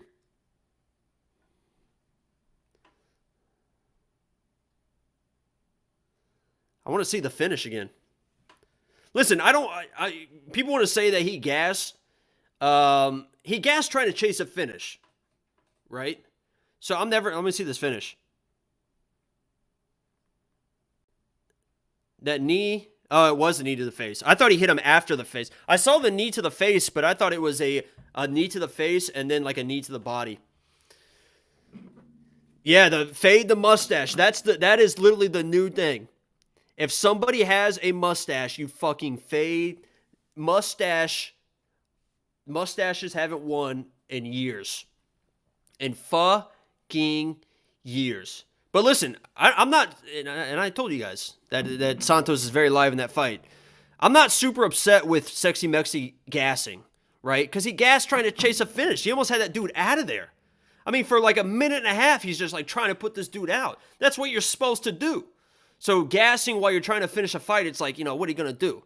That's just like the Morales versus Merab, right? Morales lost that fight because he had Merab so hurt that he just kept chasing a finish. Sexy Mexi had this dude doing the chicken dance around the octagon for a minute 30 and just tried to chase that finish. Just fucking started chasing that finish. Pillow hands Castaneda, you must have missed the part where he almost put Santos out fucking for 2 minutes straight. Dyeing your hair blonde gives you superpowers. That is true. Yeah, never bet against people with blonde hair, and always bet against the pedo mustaches. Pedo mustaches are for the last 900 fights. Man, we're down. I think we're down now. I think we're definitely down now. And honestly, I said if we won, we were going to watch the main card. That was it for the prelims, guys. I think Angelo's doing really well with his picks. Angelo, correct me if I'm wrong. I think I am not. But we'll see what happens with the main card. I think I really am going to get out of here, guys. You know, kind of walk the dog, relax a little bit, order some food. If you guys want to follow my Twitter, I'll probably live tweet some bets and do some other things. But yeah, I think that's gonna be it for me. Another successful prelims. We won money early. Remember, we won money early, and I told you guys, put it in your pocket. After we won 3 straight bets, I said, put it in your pocket. Clean the vomit up. That's a good idea. I forgot about that. Thank you for that. I said, put it in your pocket, put it away. If you start chasing somebody, you get in trouble. But if you're up and you start betting big, you could get hurt on this card. That's what happened to me. Safety parlay leg 2 is still alive. There you go. Thank you guys so much for joining me here again today. All you guys in here are crazy donations. You guys know who you are that are in here every single week for the live streams. I have a lot of fun doing it. We've been live for 4 hours now. So I'm going to take a break, enjoy my Saturday night, get on for this main card. I have Slav in the next fight, inside the distance decisional action, and we'll see what happens with that. But I'm going to be out of here, and I appreciate you guys joining me. So good luck on the rest of the fights, and I'm out. Thanks, guys.